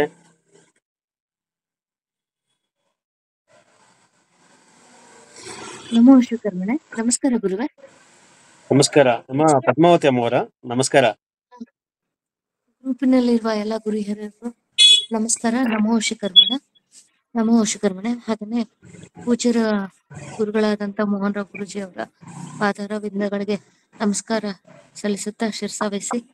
ಪೂಜ್ಯರೇ, ಈಗ ನೀವು ಹೇಳಿದಂತೆ ವೈಶ್ವಕರ್ಮಣರು ಅನ್ನೋ ಒಂದು ಪದದ ಅರ್ಥ, ಆಮೇಲೆ ಸೃಷ್ಟಿಕರ್ತ ವಿಶ್ವಕರ್ಮ ಭಗವಾನ್ರ ಒಂದು ಸೃಷ್ಟಿಯಲ್ಲಿ ಎಲ್ಲಾ ವಿಚಾರಗಳನ್ನು ನೀವು ಹೇಳಿದ್ರಿ, ತಿಳಿಯಪಡಿಸಿದ್ರಿ. ವೈಶ್ವಕರ್ಮಣ ಅನ್ನೋ ಪದವನ್ನ ನೀವು ಹೇಳಿರೋದ್ರಿಂದ ನಾವು ಇನ್ನು ಮುಂದೆ ಆ ಪದವನ್ನು ಹೆಚ್ಚು ಹೆಚ್ಚು ಒತ್ತು ಕೊಟ್ಟು ನಾವು ಎಲ್ಲಾ ಕಾರ್ಯಕ್ರಮಗಳಲ್ಲಿ, ಪತ್ರಿಕೆ ಮಾಧ್ಯಮಗಳಲ್ಲಿ ಅದನ್ನ ಹೆಚ್ಚಾಗಿ ಪ್ರಚಾರ ಮಾಡಿ ಮಾಧ್ಯಮ ಪತ್ರಕರ್ತರು ಮೂಲಕ ನಾವು ಅದನ್ನ ಅಳವಡಿಕೆ ಮಾಡ್ಕೊಳ್ಳೋದ್ರ ಮೂಲಕ ನಮ್ಗೆ ಹೇಗೋ ಈ ಹಿಂದೆ ಕೋರ್ಟ್ನಲ್ಲಿ ಮೂಲ ಬ್ರಾಹ್ಮಣರು ಅಂತ ಬಂದಿದೆ, ವೈಶ್ವಕರ್ಮಣ ಕೂಡ ವೇದಗಳಲ್ಲಿ ಇರೋದ್ರಿಂದ ಅದು ನಮ್ ಪರವಾಗಿ ಆಗತ್ತೆ. ಅಂದ್ರೆ ನೋಡಿ, ಏನಂತಾರಲ್ಲ ಗುರುಗಳೇ, ಒಂದು ಯಾವ ರೀತಿನಲ್ಲಿ ಎಕ್ಸಾಂಪಲ್ ಕೊಡ್ಲಿ, ತಟ್ಟೆನಲ್ಲಿ ಮೃಷ್ಟಾನ್ನ ಭೋಜನ ಇದೆ, ಅದನ್ನ ಹೊಟ್ಟೆ ಹಸ್ದವನು ಹೊಟ್ಟೆ ತುಂಬಾ ತಿನ್ಬೇಕಲ್ವಾ, ಅದನ್ನ ಬಿಟ್ಬಿಟ್ಟು ಧಿಕ್ಕರಿಸಿದ್ರೆ, ಈಗ ನೋಡಿ ಎಲ್ಲಾ ವೇದಗಳಲ್ಲಿ ಈ ಇಡೀ ವಿಶ್ವದಲ್ಲಿನೇ ಸೃಷ್ಟಿಯಲ್ಲಿ ವೇದಗಳಿಂದ ಮೂಲಗಳಿಂದ ಬ್ರಾಹ್ಮಣತ್ವ ಮತ್ತೆ ವೈಶ್ವಕರ್ಮಣ ಅನ್ನೋ ಪದ ಬಳಕೆಯ ಮತ್ತೆ ನಮ್ಮ ಬ್ರಾಹ್ಮಣತ್ವದ ಚಿಂತನೆ, ಆಲೋಚನೆಗಳು, ವೇದಗಳು ಎಲ್ಲದೂ ಇದ್ದಾಗ ಕುರುಹುಗಳು, ಇತಿಹಾಸದ ಕುರುಹುಗಳು ಇದ್ದಾಗ ಇತಿಹಾಸವನ್ನೇ ಸೃಷ್ಟಿ ಮಾಡಿದ ಸೃಷ್ಟಿಕರ್ತನ ವಂಶಸ್ಥರು ಆಗಿರೋದ್ರಿಂದ ಈಗ ಏನಂತಾರಲ್ಲ,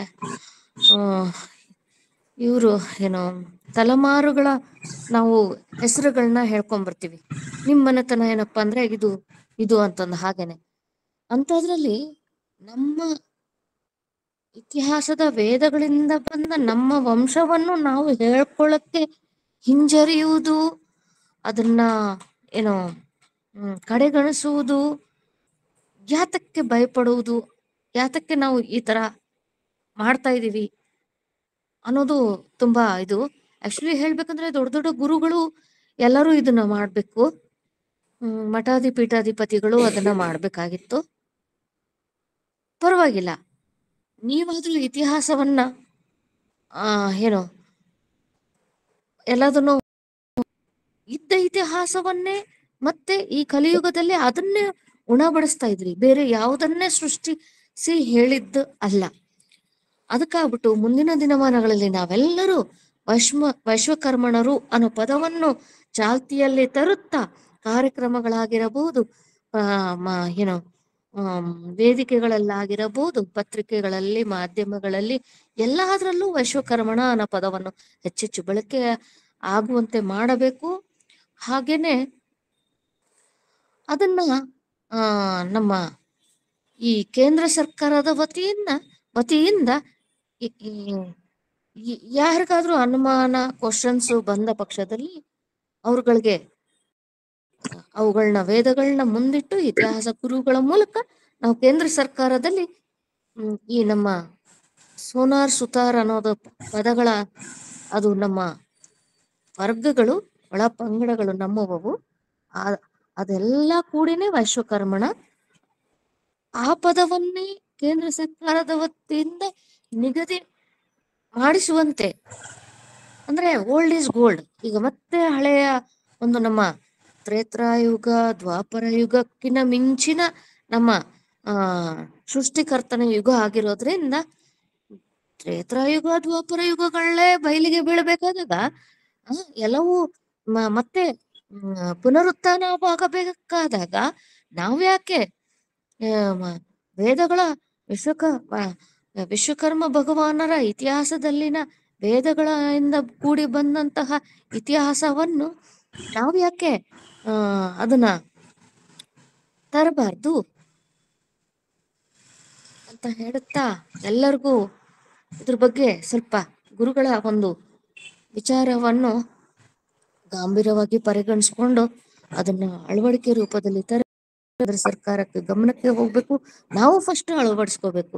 ವಿಶ್ವಬ್ರಾಹ್ಮಣರಂದ್ರೆ ನಮ್ಮ ಉಡುಗೆ ತೊಡುಗೆ ಸಂಪ್ರದಾಯ ಸಂಸ್ಕಾರಗಳನ್ನು ಹುಟ್ಟಾಗ ಯಾರಾದ್ರೂ ಅದೇ ನಾವು ನಮಸ್ಕಾರ ಅಂದ್ರೆ ಹಾಯ್ ಅಂತಾರೆ, ಗುಡ್ ಮಾರ್ನಿಂಗ್ ಅಂದ್ರೆ ಗುಡ್ ಮಾರ್ನಿಂಗ್ ಅಂತಾರೆ. ಹಾಗೆ ರೆಸ್ಪೆಕ್ಟ್ ಗಿವ್ ಅನ್ನೋದ್ರಲ್ಲಿ ನಮ್ಮಲ್ಲಿ ನಾವೇ ಹೆದರ್ತಾ ಇದೀವಿ, ನಾವೇ ಅಳವಡಿಸ್ಕೋತಾ ಇಲ್ಲ, ನಾವೇ ಅದನ್ನ ಆಕ್ಸೆಪ್ಟೇಷನ್ ಮಾಡ್ತಿಲ್ಲ. ಅದು ನಮ್ಮ ತಪ್ಪಾಗ್ಲಿ ಬೇರೆಯವರ ತಪ್ಪಲ್ಲ. ಇತಿಹಾಸದಲ್ಲಿ ಇದ್ದುಕೊಂಡು ಇತಿಹಾಸ ಗೊತ್ತಿದ್ದು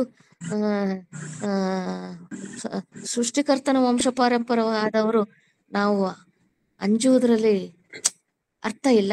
ಹಾಗಾಗಿ ದಿಟ್ಟ ಹೆಜ್ಜೆ ಎಲ್ಲಾದ್ರಲ್ಲೂ ಹಾಕ್ಬೇಕು. ಇತಿಹಾಸ ಕೈನಲ್ಲಿದೆ. ಗುರುಗಳಿಲ್ಲದೆ ಯಾವುದೇ ಮೋಹನ್ ರಾವ್ ಗುರುಜಿಯವರು ಹೇಳುವುದಿಲ್ಲ. ನನಗೆ ಗೊತ್ತಿದೆ. ಗುರುಗಳ ರೂಪದಲ್ಲಿನೇ ಎಷ್ಟೋ ಪತ್ರಿಕೆಗಳಲ್ಲಿ ನಾನು ಕೂಡ ವೈಶ್ವಕರ್ಮಣ ಅನ್ನೋ ಪದ ಬಳಕೆಯನ್ನು ಬರೆಸುತ್ತಾ ನಾನು ಪತ್ರಕರ್ತರ ಮಾಧ್ಯಮದವರ ಗಮನಕ್ಕೂ ತಂದಿದ್ದೀನಿ. ಎಲ್ಲರ ಬೇರೆ ಬೇರೆ ಸಮಾಜದ ಅವರ ಗಮನಕ್ಕೂ ತಂದಿದ್ದೀನಿ. ಈ ಪದ ಬಳಕೆಯ ಮೂಲಕ ಒಂದು ಸಣ್ಣ ಜಾಗೃತಿಗಳನ್ನು ಕೂಡ ನಾವು ಮೂಡಿಸುವಂತದ್ದು ಆಗಬೇಕು. ನಾವು ಅಳವಡಿಸ್ಕೋಬೇಕು ಫಸ್ಟ್ ಅಂತಂದು ಹೇಳುತ್ತಾ ಧನ್ಯವಾದಗಳು ಪೂಜ್ಯರೇ. ಎಲ್ಲರಿಗೂ ಧನ್ಯವಾದಗಳು. ನಮೋ ಈಶ್ವರ. ಒಂದು ಅರ್ಧಗಂಭೀರವಾದ ಸೂಚನೆಗಳು ಕೊಟ್ಟಿದ್ದೀರಿ, ಧನ್ಯವಾದಗಳು. ಮೋಹನ ವಿಶ್ವಕರ್ಮ ಅವರೇ ಮಾತಾಡಿ. ಗುರುಗಳೇ ನಮೋ ವಿಶ್ವಕರ್ಮಣೆ. ನಮೋ ವಿಶ್ವಕರ್ಮಣೆ. ಮೇಡಮ್ ಅವ್ರು ಹೇಳಿದಾಗೆ ಬಾಳಿವೆ ಇನ್ನು ಅಳವಡಿಸಿಕೊಳ್ಳೋಣ.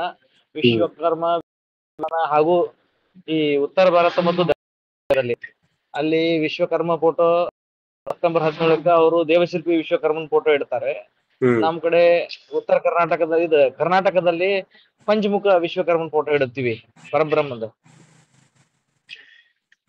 ಅದು ಅಲ್ಲಿ ಜಯಂತಿ ಅಂತ ಮಾಡ್ತಾರೆ, ಇಲ್ಲಿ ಪೂಜಾ ಮಹೋತ್ಸವ ಅಂತ. ಆದ್ರೆ ಸರ್ಕಾರದಲ್ಲಿ ಜಯಂತಿ ಅಂತಾನ ಬರೀತಾರೆ. ಇನ್ನೂ ಸಾಕಷ್ಟು ಗೊಂದಲಗಳಿವೆ ಗುರುಗಳೇ. ಇದನ್ನ ಸುಧಾರಿಸೋದು ಸ್ವಲ್ಪ ಟೈಮ್ ಹಿಡಿತೆ.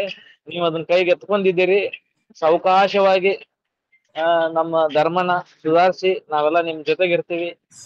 ಹಾಗೆ ಒಂದೊಂದಾಗಿ ಮೂಲ ಹಂತಕ್ಕೆ ಹೋಗೋಣ, ಮೂಲ ಪರಂಪರೆಗೆ ಹೋಗೋಣ.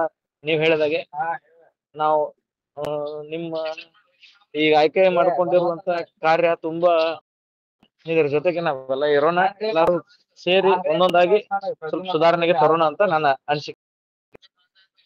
ತುಂಬಾ ಸಂತೋಷ ಆಚಾರ್ಯ.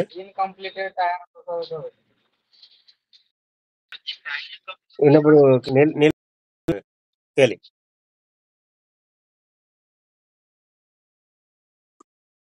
ನೀಲಕಂಠ ಶ್ರೀಕಾಂತ್ ಅವರು ಹ್ಯಾಂಡ್ ರೈಸ್ ಮಾಡಿದ್ದಾರೆ.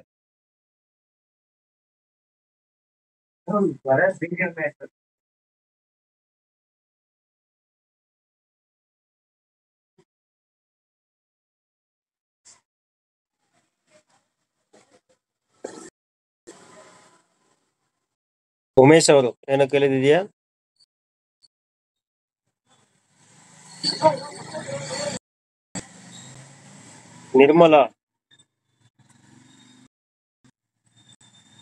ನಿರ್ಮಲಾ ಭಟ್ಟಾಲ್. ಎಲ್ಲರಿಗೂ ನಮಸ್ಕಾರ. ಉಪನ್ಯಾಸದ ಕೊನೆ ಹಂತಕ್ಕೆ ಬಂದೆ, ಹೆಚ್ಚು ಕೇಳಿಸ್ಕೊಂಡಿಲ್ಲ. ಹಾಗಾಗಿ ನನಗೇನು ಮಾತಾಡ್ಲಿಕ್ಕೆ. ನೆಕ್ಸ್ಟ್ ನಿಮ್ಮ ಈ ತರದ ಜಾಗ ಲಿಂಕ್ ಗಳನ್ನ ಕಳಿಸ್ಕೊಡ್ರಿ, ಜಾಯಿನ್ ಆಗೋಣ. ಇನ್ನಷ್ಟು ವಿಷಯಗಳನ್ನ ತಿಳ್ಕೊಂಡಾದ್ಮೇಲೆ ಮಾತಾಡ್ಲಿಕ್ಕೆ ಅನುಕೂಲ ಆಗ್ತತಿ ಅಂತ. ತಮ್ಮ ಪರಿಚಯ ಮಾಡ್ಕೊಡಿ ಅಮ್ಮ, ದಯವಿಟ್ಟು ತಮ್ಮ ಪರಿಚಯ ಮಾಡ್ಕೊಡಿ. ನಾನು ಡಾಕ್ಟರ್ ನಿರ್ಮಲಾ ಭಟ್ಟಲ್ ಅಂತ, ಬೆಳಗಾವಿಯಿಂದ. ನಾನು ಮಹಂತೇಶ್ ನಗರ್ ವಾಸಿಗಳ ಸಂಘದ ಶಿಕ್ಷಣ ಮಹಾವಿದ್ಯಾಲಯ ಅಂತ ಒಂದು BEd ಕಾಲೇಜ್ ಇದೆ ಬೆಳಗಾವಲ್ಲಿ, ಅಲ್ಲಿ ಪ್ರಿನ್ಸಿಪಲ್ ಆಗಿ ಕೆಲಸ ಮಾಡ್ತಾ ಇದ್ದೀನಿ. ನನ್ಗೆ ಇವರು ರಾಮಕೃಷ್ಣ ಬಡಗೇರ್ ಅವರು ಬೆಳಗಾಂದವರು, ನಮ್ಮ ಉಪನ್ಯಾಸಕರವರು ಕೂಡ. ಅವರು ಲಿಂಕ್ ಕಳಿಸಿ ಜಾಯಿನ್ ಆಗ್ರಿ ಅಂತ ಹೇಳಿದ್ರು, ಹಾಗಾಗಿ ಜಾಯಿನ್ ಆದೆ. ಸೊ ಕೊನೆ ಹಂತಕ್ಕೆ ಬಂದಿತ್ತು. ಕೋರ್ಟ್ ವಿಚಾರ ಏನೋ ಹೇಳ್ತಾ ಮುಗಿಸಿದ್ರಿ. ಹಾಗಾಗಿ ವಿಷಯ ಸಂಪೂರ್ಣ ನನ್ನ ಗ್ರಹಿಕೆ ಇಲ್ಲದೆ ಇರೋದ್ರಿಂದ ನೆಕ್ಸ್ಟ್ ನಿಮ್ಮ ಈ ತರದ ಗೂಗಲ್ ಮೀಟ್ ಇದ್ದಾಗ ಲಿಂಕ್ ಕಳಿಸಿದ್ರಿ ಅಂದ್ರೆ ಇವತ್ತಿನ ನಾವು ಉಪನ್ಯಾಸ ರೆಕಾರ್ಡ್ ಮಾಡಿದೀವಮ್ಮ, ಅದು ಯೂಟ್ಯೂಬ್ ಅಲ್ಲಿ ಹಾಕಿ ನಾಳೆ ಗ್ರೂಪ್ ಅಲ್ಲಿ ಹಾಕ್ತಿವಿ. ಸರಿ ಸರಿ ಸರಿ. ಓಕೆ. ನಮ್ ಜನರಿಗೆ ನಾವು ಬ್ರಾಹ್ಮಣರು ಅನ್ನುವಂತ ಜಾಗೃತಿ ಮತ್ತ ಹಿಂಜರಿಕೆ ಹೋಗಿ ಒಂದ್ ಆತ್ಮವಿಶ್ವಾಸ ಬರ್ಬೇಕು. ಹೌದು. ಈಗೇನು ನಾವು ನಮ್ಮವರು ನಾನು ಇಂಥ ಜಾತಿಯವನು ಅಂತ ಹೇಳ್ಕೊಳಿಕ್ಕೆ ನಾವೇನ್ ಹಿಂಜರಿತಾ ಇದ್ದೇವಲ್ಲ, ಆ ಹಿಂಜರಿಕೆ ಹೋಗ್ಬೇಕು. ಬ್ರಾಹ್ಮಣರ ಜೊತೆಗೆ ನಾವು ಬ್ರಾಹ್ಮಣರು ಅಂತ ಹೇಳ್ಕೊಳ್ಳುವ ಒಂದು ಆತ್ಮಸ್ಥೈರ್ಯ. ನೋಡಮ್ಮ, ನಾವು ವಿಶ್ವಕರ್ಮ ವಂಶಸ್ಥರು, ನಿಜವಾದ ಬ್ರಾಹ್ಮಣರು ನಾವೇ, ನಮ್ ಬಗ್ಗೆ ವೇದಗಳಿದೆ ಹೇಳುವ ಧೈರ್ಯ ಬರ್ಬೇಕು ಸರ್ ನಮ್ಗೆಲ್ಲ. ಅದನ್ನ ನಾವು ಇನ್ನೂ ನಮ್ಮ ಕಮ್ಯುನಿಟಿಗೆ ಎಜುಕೇಶನ್ ಕೊಡ್ಬೇಕು.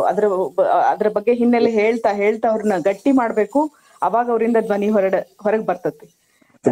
ಹಾಗಾಗಿ ಇದ್ರ ಜಾಗೃತಿ ಮಾಡುವ ಅವಶ್ಯಕತೆ ಬಹಳ. ಇದ್ರ ಬಗ್ಗೆ ತಿಳುವಳಿಕೆ ನಾವು ಇಡೀ ನಮ್ಮ ಸಮುದಾಯಕ್ಕೆ ಕೊಡ್ಬೇಕಾಗಿತ್ತು. ನೀವು ಕೂಡ ಸಮಾನ ಮನಸ್ಕರಾಗಿದ್ದೀರಿ. ನಾವು ಅದೇ ಹಾದಿಯಲ್ಲಿ ಒಳ್ಳೆ ಕೆಲಸ ಮಾಡ್ತಾ ಇದ್ದೀರಿ. ನೀವು ನಿಮ್ಮ ಕಾರ್ಯ ಹೀಗೆ ಮುಂದುವರಿಲಿ, ಜನರನ್ನ ತಲುಪ್ಲಿ, ಜಾಸ್ತಿ ಜನರನ್ನ ವಿಚಾರಧಾರೆಗಳು ತಲುಪ್ಲಿ. ನಮ್ಮ ಶುರು ಐತಿ ಅಂದ್ರ ಈ ಶುರುವಾದಾಗಿಂದ ನಾವೆಲ್ಲರೂ ಅಸ್ತಿತ್ವದಲ್ಲಿ ಇರುವಂತವ್ರು. ಸೊ ಅಸ್ತಿತ್ವದ ಬಗ್ಗೆ ನಮಗ ಅಸ್ಮಿತೆ ಬಗ್ಗೆ ಅನಿಸ್ಬೇಕು, ಗೌರವ ಅನಿಸ್ಬೇಕು, ಹಿಂಜರಿಕೆ ಇಲ್ದೆ ನಾವು ಹೇಳ್ಕೋಬೇಕು. ಆ ತರದ ಮನೋಬಲ ಅದು ಬೆಳಿಬೇಕು ಅಂದ್ರೆ ಪ್ರಯಾಸಗಳನ್ನ ನೀವು ಏರ್ಪಡಿನ ಮೂಡಿಸ್ರಿ. ತುಂಬಾ ಸಂತೋಷ ನೀವು ಹೇಳಿದ್ರಿ. ಇದು ನಾವು ಅದೇ ರೀತಿ ಅದೇ ಹಾದಿಯಲ್ಲಿ ಹೋಗ್ತಾ ಇದೀವಿ. ನಿಮ್ಮ ಸಹಾಯ ಸಹಕಾರಗಳು ನಮ್ಮ ಮುಂದಿರ್ಬೇಕು. ನೀವು ಕೂಡ ನಮ್ಮೊಂದಿಗೆ ಕೆಲಸ ಮಾಡಬೇಕು ಎಂಬ ಕೋರುತ್ತಿದ್ದೇವೆ ಎಂದು. ನಮ್ಮ ಪೂರ್ವ ವೈಭವವನ್ನು ಹಿಂತರಲು ಪ್ರಯತ್ನ ಮಾಡೋದಕ್ಕೆ ಅಂತಾರಾಷ್ಟ್ರೀಯ ವೈಶ್ವಕರ್ಮ ಧಾರ್ಮಿಕ ಪರಿಷತ್ ಎಂಬ ಸಂಸ್ಥೆಯನ್ನು ನಾವು ಪ್ರಾರಂಭ ಮಾಡುತ್ತಿದ್ದೇವೆ. ಶೀಘ್ರದಲ್ಲೇ ರಿಜಿಸ್ಟ್ರೇಷನ್ ಆಗುತ್ತೆ. ಎಲ್ಲ ರಾಜ್ಯಗಳು ಸೇರಿಸಿಕೊಂಡು ನಾವೊಂದು ಪ್ರಯತ್ನ ಹಳ್ಳಿ ಲೆವೆಲಿಂದ ಅಂದ್ರೆ ಗ್ರೌಂಡ್ ಲೆವೆಲಿಂದ ಪುನಾದಿಯಿಂದ ಅಂತ ಒಂದು ಮಾಡ್ತಾ ಇದ್ದೀವಿ. ಅದಕ್ಕೆ ದೊಡ್ಡ ನೆಟ್ವರ್ಕ್ ಬೇಕಾಗುತ್ತೆ. ಆ ನೆಟ್ವರ್ಕ್ ಎಲ್ಲ ನಾವು ಸಿದ್ಧ ಮಾಡ್ತಾ ಇದ್ದೀವಿ. ಈಗ ಆಂಧ್ರ ತೆಲಂಗಾಣದಲ್ಲಿ ಪ್ರಾರಂಭ ಮಾಡಿದ್ದೀವಿ. ಅಲ್ಲಿ ತುಂಬಾ ಸಕ್ಸಸ್ಫುಲ್ ಆಗಿ ಒಳ್ಳೆ ರೆಸ್ಪಾನ್ಸ್ ಬಂತು. ನೆಕ್ಸ್ಟ್ ಈಗ ಈ ವಾರದಲ್ಲಿ ಕರ್ನಾಟಕದಲ್ಲಿ ಸ್ಟಾರ್ಟ್ ಮಾಡಿದೀನಿ. ಇಲ್ಲಿ ಕೂಡ ಸಾಕಷ್ಟು ಜನ ಬೆಂಬಲ ಕೊಡ್ತಾ ಇದ್ದಾರೆ. ಇದು ಬೇಕು ಅಂತ ನಿಮ್ ತರಾನೇ ಒಳ್ಳೆಯ ಅಭಿಪ್ರಾಯಕ್ಕೆ ಬಂದಿದ್ದಾರೆ. ಮುಂದಿನ ದಿನಗಳಲ್ಲಿ ಕಾರ್ಯರೂಪಕ್ಕೆ ಬರುತ್ತೆ ಇವೆಲ್ಲ. ಖಂಡಿತವಾಗ್ಲೂ ಸರ್, ಒಳ್ಳೆ ಕೆಲಸ. ನೀವು ರಾಷ್ಟ್ರೀಯ ಮಟ್ಟದಲ್ಲಿ ಇದನ್ನು ಬೆಳೆಸಲಿಕ್ಕೆ ಪ್ರಯತ್ನ ಮಾಡ್ತಾ ಇದ್ರಿ. ಮಾಡ್ರಿ. ಜೊತೆಗೆ ಬೇರೆ ರಾಜ್ಯಗಳಿಗೆ ನಾನು ಇತ್ತೀಚೆಗೆ ಒರಿಸ್ಸಾಗ ಹೋಗಿದ್ದೆ. ಅಲ್ಲಿ ವಿಶ್ವಕರ್ಮರಿಗಿರುವಂತಹ ಗೌರವ ನಮ್ಮ ಈ ರಾಜ್ಯದೊಳಗೆ ಇಲ್ಲ. ಅದನ್ನ ನೋಡಂಗಿಲ್ಲ ನಾವು. ಒರಿಸ್ಸಾ ಹೋಗಿದ್ದೆ ಸರ್, ಒರಿಸ್ಸಾ ಹೋಗಿದ್ದೆ. ಅಲ್ಲಿ ವಿಶ್ವಕರ್ಮ ಅಂದ್ರೆ ಅದೆಷ್ಟು ಪೂಜ್ಯ ಭಾವನೆಯಿಂದ ಹೇಳ್ತಾರ ಅವ್ರು ಅಂತಂದ್ರೆ, ಯಾರು ದೇವ ಒಬ್ರೇ ವಿಶ್ವಕರ್ಮ ಅಲ್ಲ, ಯಾರು ಈ ಒಂದು ಶಿಲ್ಪಿ ಕೆಲಸ ಮಾಡ್ತಾನ ಅವನ್ನೆಲ್ಲ ವಿಶ್ವಕರ್ಮನ ಅಂತ ಅವ್ರು ಅಷ್ಟು ಭಕ್ತಿ ಭಾವದಿಂದ ಅವ್ರು ನಡ್ಕೋತಾರ. ಅದು ನನಗ್ ಬಹಳ ಖುಷಿ ಅನಿಸ್ತು. ಒರಿಸ್ಸಾ ನಮಗೆ ತುಂಬಾ ಹತ್ತಿರವಾದದ್ದು. ಎಲ್ಲ ಕಲ್ಚರ್ ಎಲ್ಲ ನಮ್ಗೆ ಗೊತ್ತಿದೆ. ನಮ್ಮವರು ತುಂಬಾ ಒಳ್ಳೆ ಸ್ಥಾನಮಾನ ಅಲ್ಲಿ ಇಟ್ಕೊಂಡಿದ್ದಾರೆ. ಹೌದು, ಅವ್ರಿಗೆ ಬಹಳ ಒಳ್ಳೆ ಗೌರವ, ಸಾಮಾಜಿಕ ಗೌರವ ಬಹಳ ಇದೆ ಅಲ್ಲಿ ವಿಶ್ವಕರ್ಮರಿಗೆ. ಯಾವ ರೀತಿ ದೇವರನ್ನ ಅವ್ರು ಗೌರವಿಸ್ತಾರಲ್ಲ, ಅಷ್ಟೇ ಭಾವದಲ್ಲಿ ಸದ್ಯದಲ್ಲಿ ಇರುವಂತಹ ವಿಶ್ವಕರ್ಮರನ್ನು ಅವ್ರು ಗೌರವಿಸ್ತಾರೆ. ಅದು ನನಗೆ ಬಹಳ ಅಲ್ಲಿ ಇಷ್ಟ ಆಯ್ತು. ನೀವು ರಾಷ್ಟ್ರೀಯ ಮಟ್ಟದಲ್ಲಿ ಅಂತ ಹೇಳಿದ್ರಲ್ಲ, ಅದಕ್ಕೆ ನಾ ಉಲ್ಲೇಖ ಕೊಟ್ಟೆ. ಒಳ್ಳೇದು ಸರ್. ಸ್ವಾಮೀಜಿ ಅವರು ನೀವು ಇದರ ನೇತೃತ್ವ ತಗೊಂಡು ಈ ಕಾರ್ಯವನ್ನ ಮುನ್ನಡೆಸ್ತಾ ಇದ್ರಿ. ಈ ಕಾರ್ಯ ಯಶಸ್ವಿ ಆಗ್ಲಿ, ಅದರ ಉದ್ದೇಶ ಗುರಿಯನ್ನ ತಲುಪ್ಲಿ. ಅದರಲ್ಲಿ ನಾವು ಭಾಗಿಯಾಗ್ತೀವಿ ಮುಂದಿನ ದಿನಗಳಲ್ಲಿ. ಇಲ್ಲಿ ಬೆಳಗಾವಿಗೂ ಒಳ್ಳೆ ನೆಟ್ವರ್ಕ್ ಇದೆ ನಮ್ಮ ಜನರದ್ದು. ರಾಮಕೃಷ್ಣ ಎಲ್ಲ ಇಲ್ಲಿಯೂ ಕೂಡ ಒಂದು ಸಂಘಟನೆ ಇದೆ ನಮ್ದು, ವಿದ್ಯಾವರ್ಧಕ ಸಂಘ ಅಂತ ಹೇಳಿ, ವಿಶ್ವಕರ್ಮ ವಿದ್ಯಾವರ್ಧಕ ಸಂಘ ಅಂತ ಹೇಳಿ. ಅಲ್ಲಿ ಒಳ್ಳೊಳ್ಳೆ ವಿಚಾರಗಳ ಚರ್ಚೆ. ಇದನ್ನ ನೀವು ಈ ಕೂಡ ನೀವು ಮುಂದಿನ ದಿನಗಳಲ್ಲಿ ನಿಮ್ ನೆಟ್ವರ್ಕ್ ಅನ್ನ ದೊಡ್ಡ ಮಾಡ್ಕೊಡ್ರಿ. ಒಳ್ಳೇದಾಗ್ಲಿ. ನಾವು ನಿಮ್ ಜೊತೆಗಿದ್ದೇವೆ. ತುಂಬಾ ಧನ್ಯವಾದಮ್ಮ. ತುಂಬಾ ಸಂತೋಷವಾಗಿದೆ ನಿಮ್ ಮಾತುಗಳು ಕೇಳಿ. ನಮ್ಗೆ ಇನ್ನೂ ಪ್ರೋತ್ಸಾಹ ಮತ್ತು ಧೈರ್ಯ ಕೂಡ ಬಂದಿದೆ. ಎಲ್ಲರೂ ನಾವೆಲ್ಲ ಸೇರಿ ಅಂತ ಒಂದು ಅನಿಸಿಕೆ ಬರ್ತಾ ಇದೆ. ಧನ್ಯವಾದಮ್ಮ. ಮೇಡಮ್ ಅವ್ರೆ, ಹೆಚ್ಚೆಚ್ಚು ಹೆಣ್ಮಕ್ಳನ್ನ ಜೋಡಿಸಿ ಮೇಡಮ್ ಅವ್ರೆ.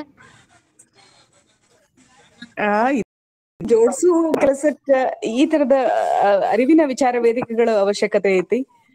ಅದ ಕೆಲಸ ಆಗ್ತದ ತಂತಾನೆ. ಒಂದ್ ಅರಿವು ಅವರಲ್ಲಿ ಮೂಡಬೇಕು. ನಾನ್ ಇಂಥವ್ರು, ಈ ಕೆಲ್ಸಕ್ಕಾಗಿ ನಾನ್ ಬರ್ಬೇಕು ಅನ್ನುವಂತ ಭಾವ ಬರ್ಬೇಕು. ನಾನ್ ಹೆಚ್ಚು ಕಡಿಮೆ ಅನ್ನುವಂತ ಭೇದ ಭಾವಗಳು ಅಳಿಬೇಕು ಅಂದ್ರೆ ಗುರುಜಿ ಅಂತವ್ರು, ತಿಳುವಳಿಕೆ ಇರುವಂತವ್ರು, ಸಮಾಜದ ಬಗ್ಗೆ ಕಳಕಳಿ ಇರುವಂತವ್ರು, ನಮ್ಮ ಹಿನ್ನೆಲೆಯನ್ನ ತಿಳಿಸ್ಬೇಕು ಅನ್ನುವಂತಹ ಮನಸ್ಥಿತಿ ಇರುವವರು ಈ ಸೇರ್ಕೊಂಡ್ ಕೆಲಸ ಮಾಡಕತ್ತಾಗ ತಾನೇ ಕನೆಕ್ಟ್ ಆಗ್ತತ್ರಿ ಮೇಡಮ್.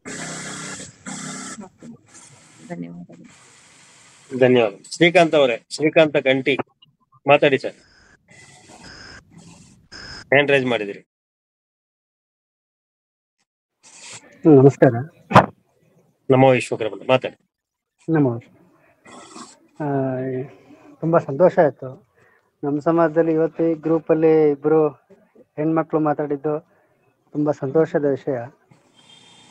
ಒಬ್ಬರು ನಿರ್ಮಲಾ ಅವರು ಭಾಳ ಅದ್ಭುತವಾಗಿ ಮಾತಾಡಿದ್ರು, ಚೆನ್ನಾಗಿದೆ. ಅವರು ವಿಷಯ ಮಂಡನೆ ಮಾಡಿದ್ದೆಲ್ಲ ಚೆನ್ನಾಗಿದೆ. ಈ ಥರ ಹೆಣ್ಮಕ್ಳು ಕೂಡ ನಮ್ಮ ಸಮಾಜದಲ್ಲಿ ಸಾಮಾನ್ಯವಾಗಿ ಎಲ್ಲ ಜಾಸ್ತಿ ಹೆಣ್ಮಕ್ಳೇ ಬರ್ತಾ ಇರ್ತಾರೆ. ಇದರಲ್ಲಿ ಹೆಣ್ಮಕ್ಳಿಗೆ ಆಸಕ್ತಿ ಕಡಿಮೆ ಇದೆ ನಮ್ಮ ಸಮಾಜದಲ್ಲಿ. ಹೆಚ್ಚು ಹೀಗೆ ಬಂದು ನಮ್ಮ ಸಮಾಜದಲ್ಲಿ ಅವರು ಭಾಗವಹಿಸಿ ಮತ್ತು ಅವರು ನಮ್ಮ ಸಮಾಜದ ಬಗ್ಗೆ ಪ್ರಚಾರ ಮಾಡಬೇಕು ಅಂತ ನಾನು ತುಂಬ ಸಂತೋಷ ಆಯಿತು. ಇವತ್ತು ಅವರು ಕಾಳಜಿಯಲ್ಲೇ ನೋಡಿ. ಹೀಗೆ ಇನ್ನೂ ತುಂಬ ಜನ ಈ ಗ್ರೂಪ್ಗೆ ಅವ್ರು ಆಗಲಿ ಅಂತ ನಾನು ಕೇಳ್ಕೊತೀನಿ. ನಾವು ಹೆಣ್ಣು ಮಕ್ಕಳಿಗೆ ಆದ್ಯತೆ ಜಾಸ್ತಿ ಕೊಡ್ತೀವಿ. ಯಾಕಂದ್ರೆ ವೇದಗಳಲ್ಲಿ ಹೆಣ್ಣು ಮಕ್ಕಳು ಕೂಡ ಋಷಿಯನಿದ್ದಾರೆ. ಅವರು ದರ್ಶನ ಮಾಡಿಕೊಂಡಿರುವಂತ ಮಂತ್ರಗಳು ಕೂಡ ನಾವು ಇವತ್ತಿನ ದಿನ ಓದ್ಕೊಳ್ತಾ ಇದ್ದೇವೆ. ಅಂದ್ರೆ ಹೆಣ್ಮಕ್ಳು ಪುರುಷರಿಗಿಂತ ಏನು ಕಡಿಮೆ ಅಲ್ಲ. ಅವರು ಪುರುಷರ ಜೊತೆ ಸಮಾನ. ಅವ್ರು ಇಲ್ಲ ಅಂದ್ರೆ ಇದು ಸೃಷ್ಟಿನೇ ಇಲ್ಲ. ಅದರಿಂದ ನಮ್ಮ ದೃಷ್ಟಿಯಲ್ಲಿ ಹೆಣ್ಮಕ್ಳಿಗೆ ಪೂಜ್ಯ ಭಾವ ಇದೆ, ಗೌರವ ಇದೆ. ಅವ್ರಿಗೆ ಒಂದು ವಿಂಗ್ ಇರುತ್ತೆ, ಮಹಿಳಾ ಸೊಸೈಟಿ ಇರುತ್ತೆ. ಅದರಲ್ಲಿ ಎಲ್ಲ ಜಿಲ್ಲೆಗೂ ಕೂಡ ಒಂದು ಪ್ರತ್ಯೇಕವಾಗಿ ಮಹಿಳಾ ಸೊಸೈಟಿಗಳಿರ್ತವೆ. ಅದರಲ್ಲಿ ಕೂಡ ಅಧ್ಯಕ್ಷ ಉಪಾಧ್ಯಕ್ಷ ಪದವಿಗಳಿರ್ತವೆ. ಆ ರೀತಿ ನಾವು ಹೆಣ್ಣು ಮಕ್ಕಳು ತೋರಿಸ್ಕೊಂಡು ಅವ್ರಿಗೆ ಆದ್ಯತೆ ಕೊಟ್ಟು ಅವರಲ್ಲಿರುವ ಜ್ಞಾನವನ್ನು ಕೂಡ ಮತ್ತೆ ಅವ್ರ ಸೇವೆಗಳು ಕೂಡ ನಾವು ಬಳಸ್ಕೋಬೇಕಂತ ನಾವು ನಿರ್ಧಾರ ತಗೊಂಡಿದ್ದೇವೆ. ನೋಡಿ, ಒಬ್ಬ ಹೆಣ್ಣು ಒಂದು ಕುಟುಂಬಕ್ಕೆ ಜ್ಯೋತಿ ಅಂತ, ಅಂದ್ರೆ ಒಂದು ದೀಪದ ಬೆಳಗು ತರ ಹೆಣ್ಣು ಪಾತ್ರ ಇರುತ್ತೆ. ಒಬ್ಬ ಹೆಣ್ಣು ಜ್ಞಾನವಂತಲಾದ್ರೆ ಇಡೀ ಕುಟುಂಬವನ್ನು ಆ ಜ್ಞಾನದ ಬೆಳಕಲ್ಲಿ ಅವರು ಕುಟುಂಬವನ್ನು ಸರಿ ಮಾಡ್ಕೊಳ್ತಾರೆ. ಅಂದ್ರೆ ಆ ಕುಟುಂಬದಲ್ಲಿ ಯಾವುದೇ ತಪ್ಪು ನಡೆಯಲ್ಲ. ಅವರು ಯಜಮಾನರಾಗ್ಲಿ ಮಕ್ಕಳಿಗಾಗ್ಲಿ ಸರಿಪಡಿಸ್ಕೊಂಡು ಆ ಜ್ಞಾನದ ಬೆಳಕಿಂದ ಅವ್ರನ್ನ ಪುನೀತರಾಗಿ ಮಾಡ್ಕೊಂಡು ಒಂದು ಒಳ್ಳೆಯ ಕುಟುಂಬಕ್ಕೆ ಬರುವುದಕ್ಕೆ ಕಾರಣ ಹೆಣ್ಣು ಆಗ್ತದೆ. ಅಂತ ಹೆಣ್ಣುಗಳಿಗೆ ಹೆಂಗಸರಿಗೆ ನಾವು ಈ ವೈದಿಕ ಜ್ಞಾನ, ನಮ್ಮ ಸಾಂಪ್ರದಾಯ ಜ್ಞಾನ ಕೊಟ್ರೆ ಮುಂದಿನ ದಿನಗಳಲ್ಲಿ ನಮ್ಮ ಏನು ಪ್ರಯತ್ನ ಮಾಡ್ಬೇಕು ಅನ್ಕೊಂಡಿದ್ವಿ ಅದು ತುಂಬಾ ಸುಲಭ ಸಾಧ್ಯ ಆಗ್ತದೆ ಅಂತ ನಾನು ನಂಬಿಕೊಂಡಿದ್ದೇನೆ. ಆದ್ರಿಂದ ನನ್ನ ದೃಷ್ಟಿಯಲ್ಲಿ ಎಲ್ಲ ಹೆಣ್ಮಕ್ಕಳು ಕೂಡ ನನ್ನ ಸೋದರಿಯರು, ಮಾತೆಯರು ಅಂತ ನಾನು ಗೌರವ ಕೊಡುತ್ತಾ, ನಾನು ಸಮಾಜದಲ್ಲಿ ಅವರಿಗೆ ಒಂದು ಉನ್ನತ ಪಾತ್ರೆಯನ್ನು ಸ್ಥಾನಮಾನವನ್ನು ಕೊಡ್ತಾ ಇದ್ದೇನೆ. ಧನ್ಯವಾದಗಳು, ತುಂಬಾ ಒಳ್ಳೆಯದು. ಮತ್ತೆ ಇನ್ನೊಂದು, ಅವರೇ ಯಾರೋ ಹೇಳಿದ್ದ ಹಾಗೆ ಮಾಧ್ಯಮಗಳನ್ನ ಇನ್ನೊಂದು ಸ್ವಲ್ಪ ನಾವು ಬಳಸ್ಕೊಂಡು, ಟಿವಿ ಮಾಧ್ಯಮಗಳು, ಯಾಕೆಂದ್ರೆ ಹೆಚ್ಚಿಗೆಗೆಲ್ಲ ಜನಗಳು ಅದಕ್ಕೆ ಅಡಾಪ್ಟ್ ಆಗಿರ್ತಾರೆ, ಮಾಧ್ಯಮಗಳನ್ನು ವಾಚ್ ಮಾಡ್ತಾ ಇರ್ತಾರೆ.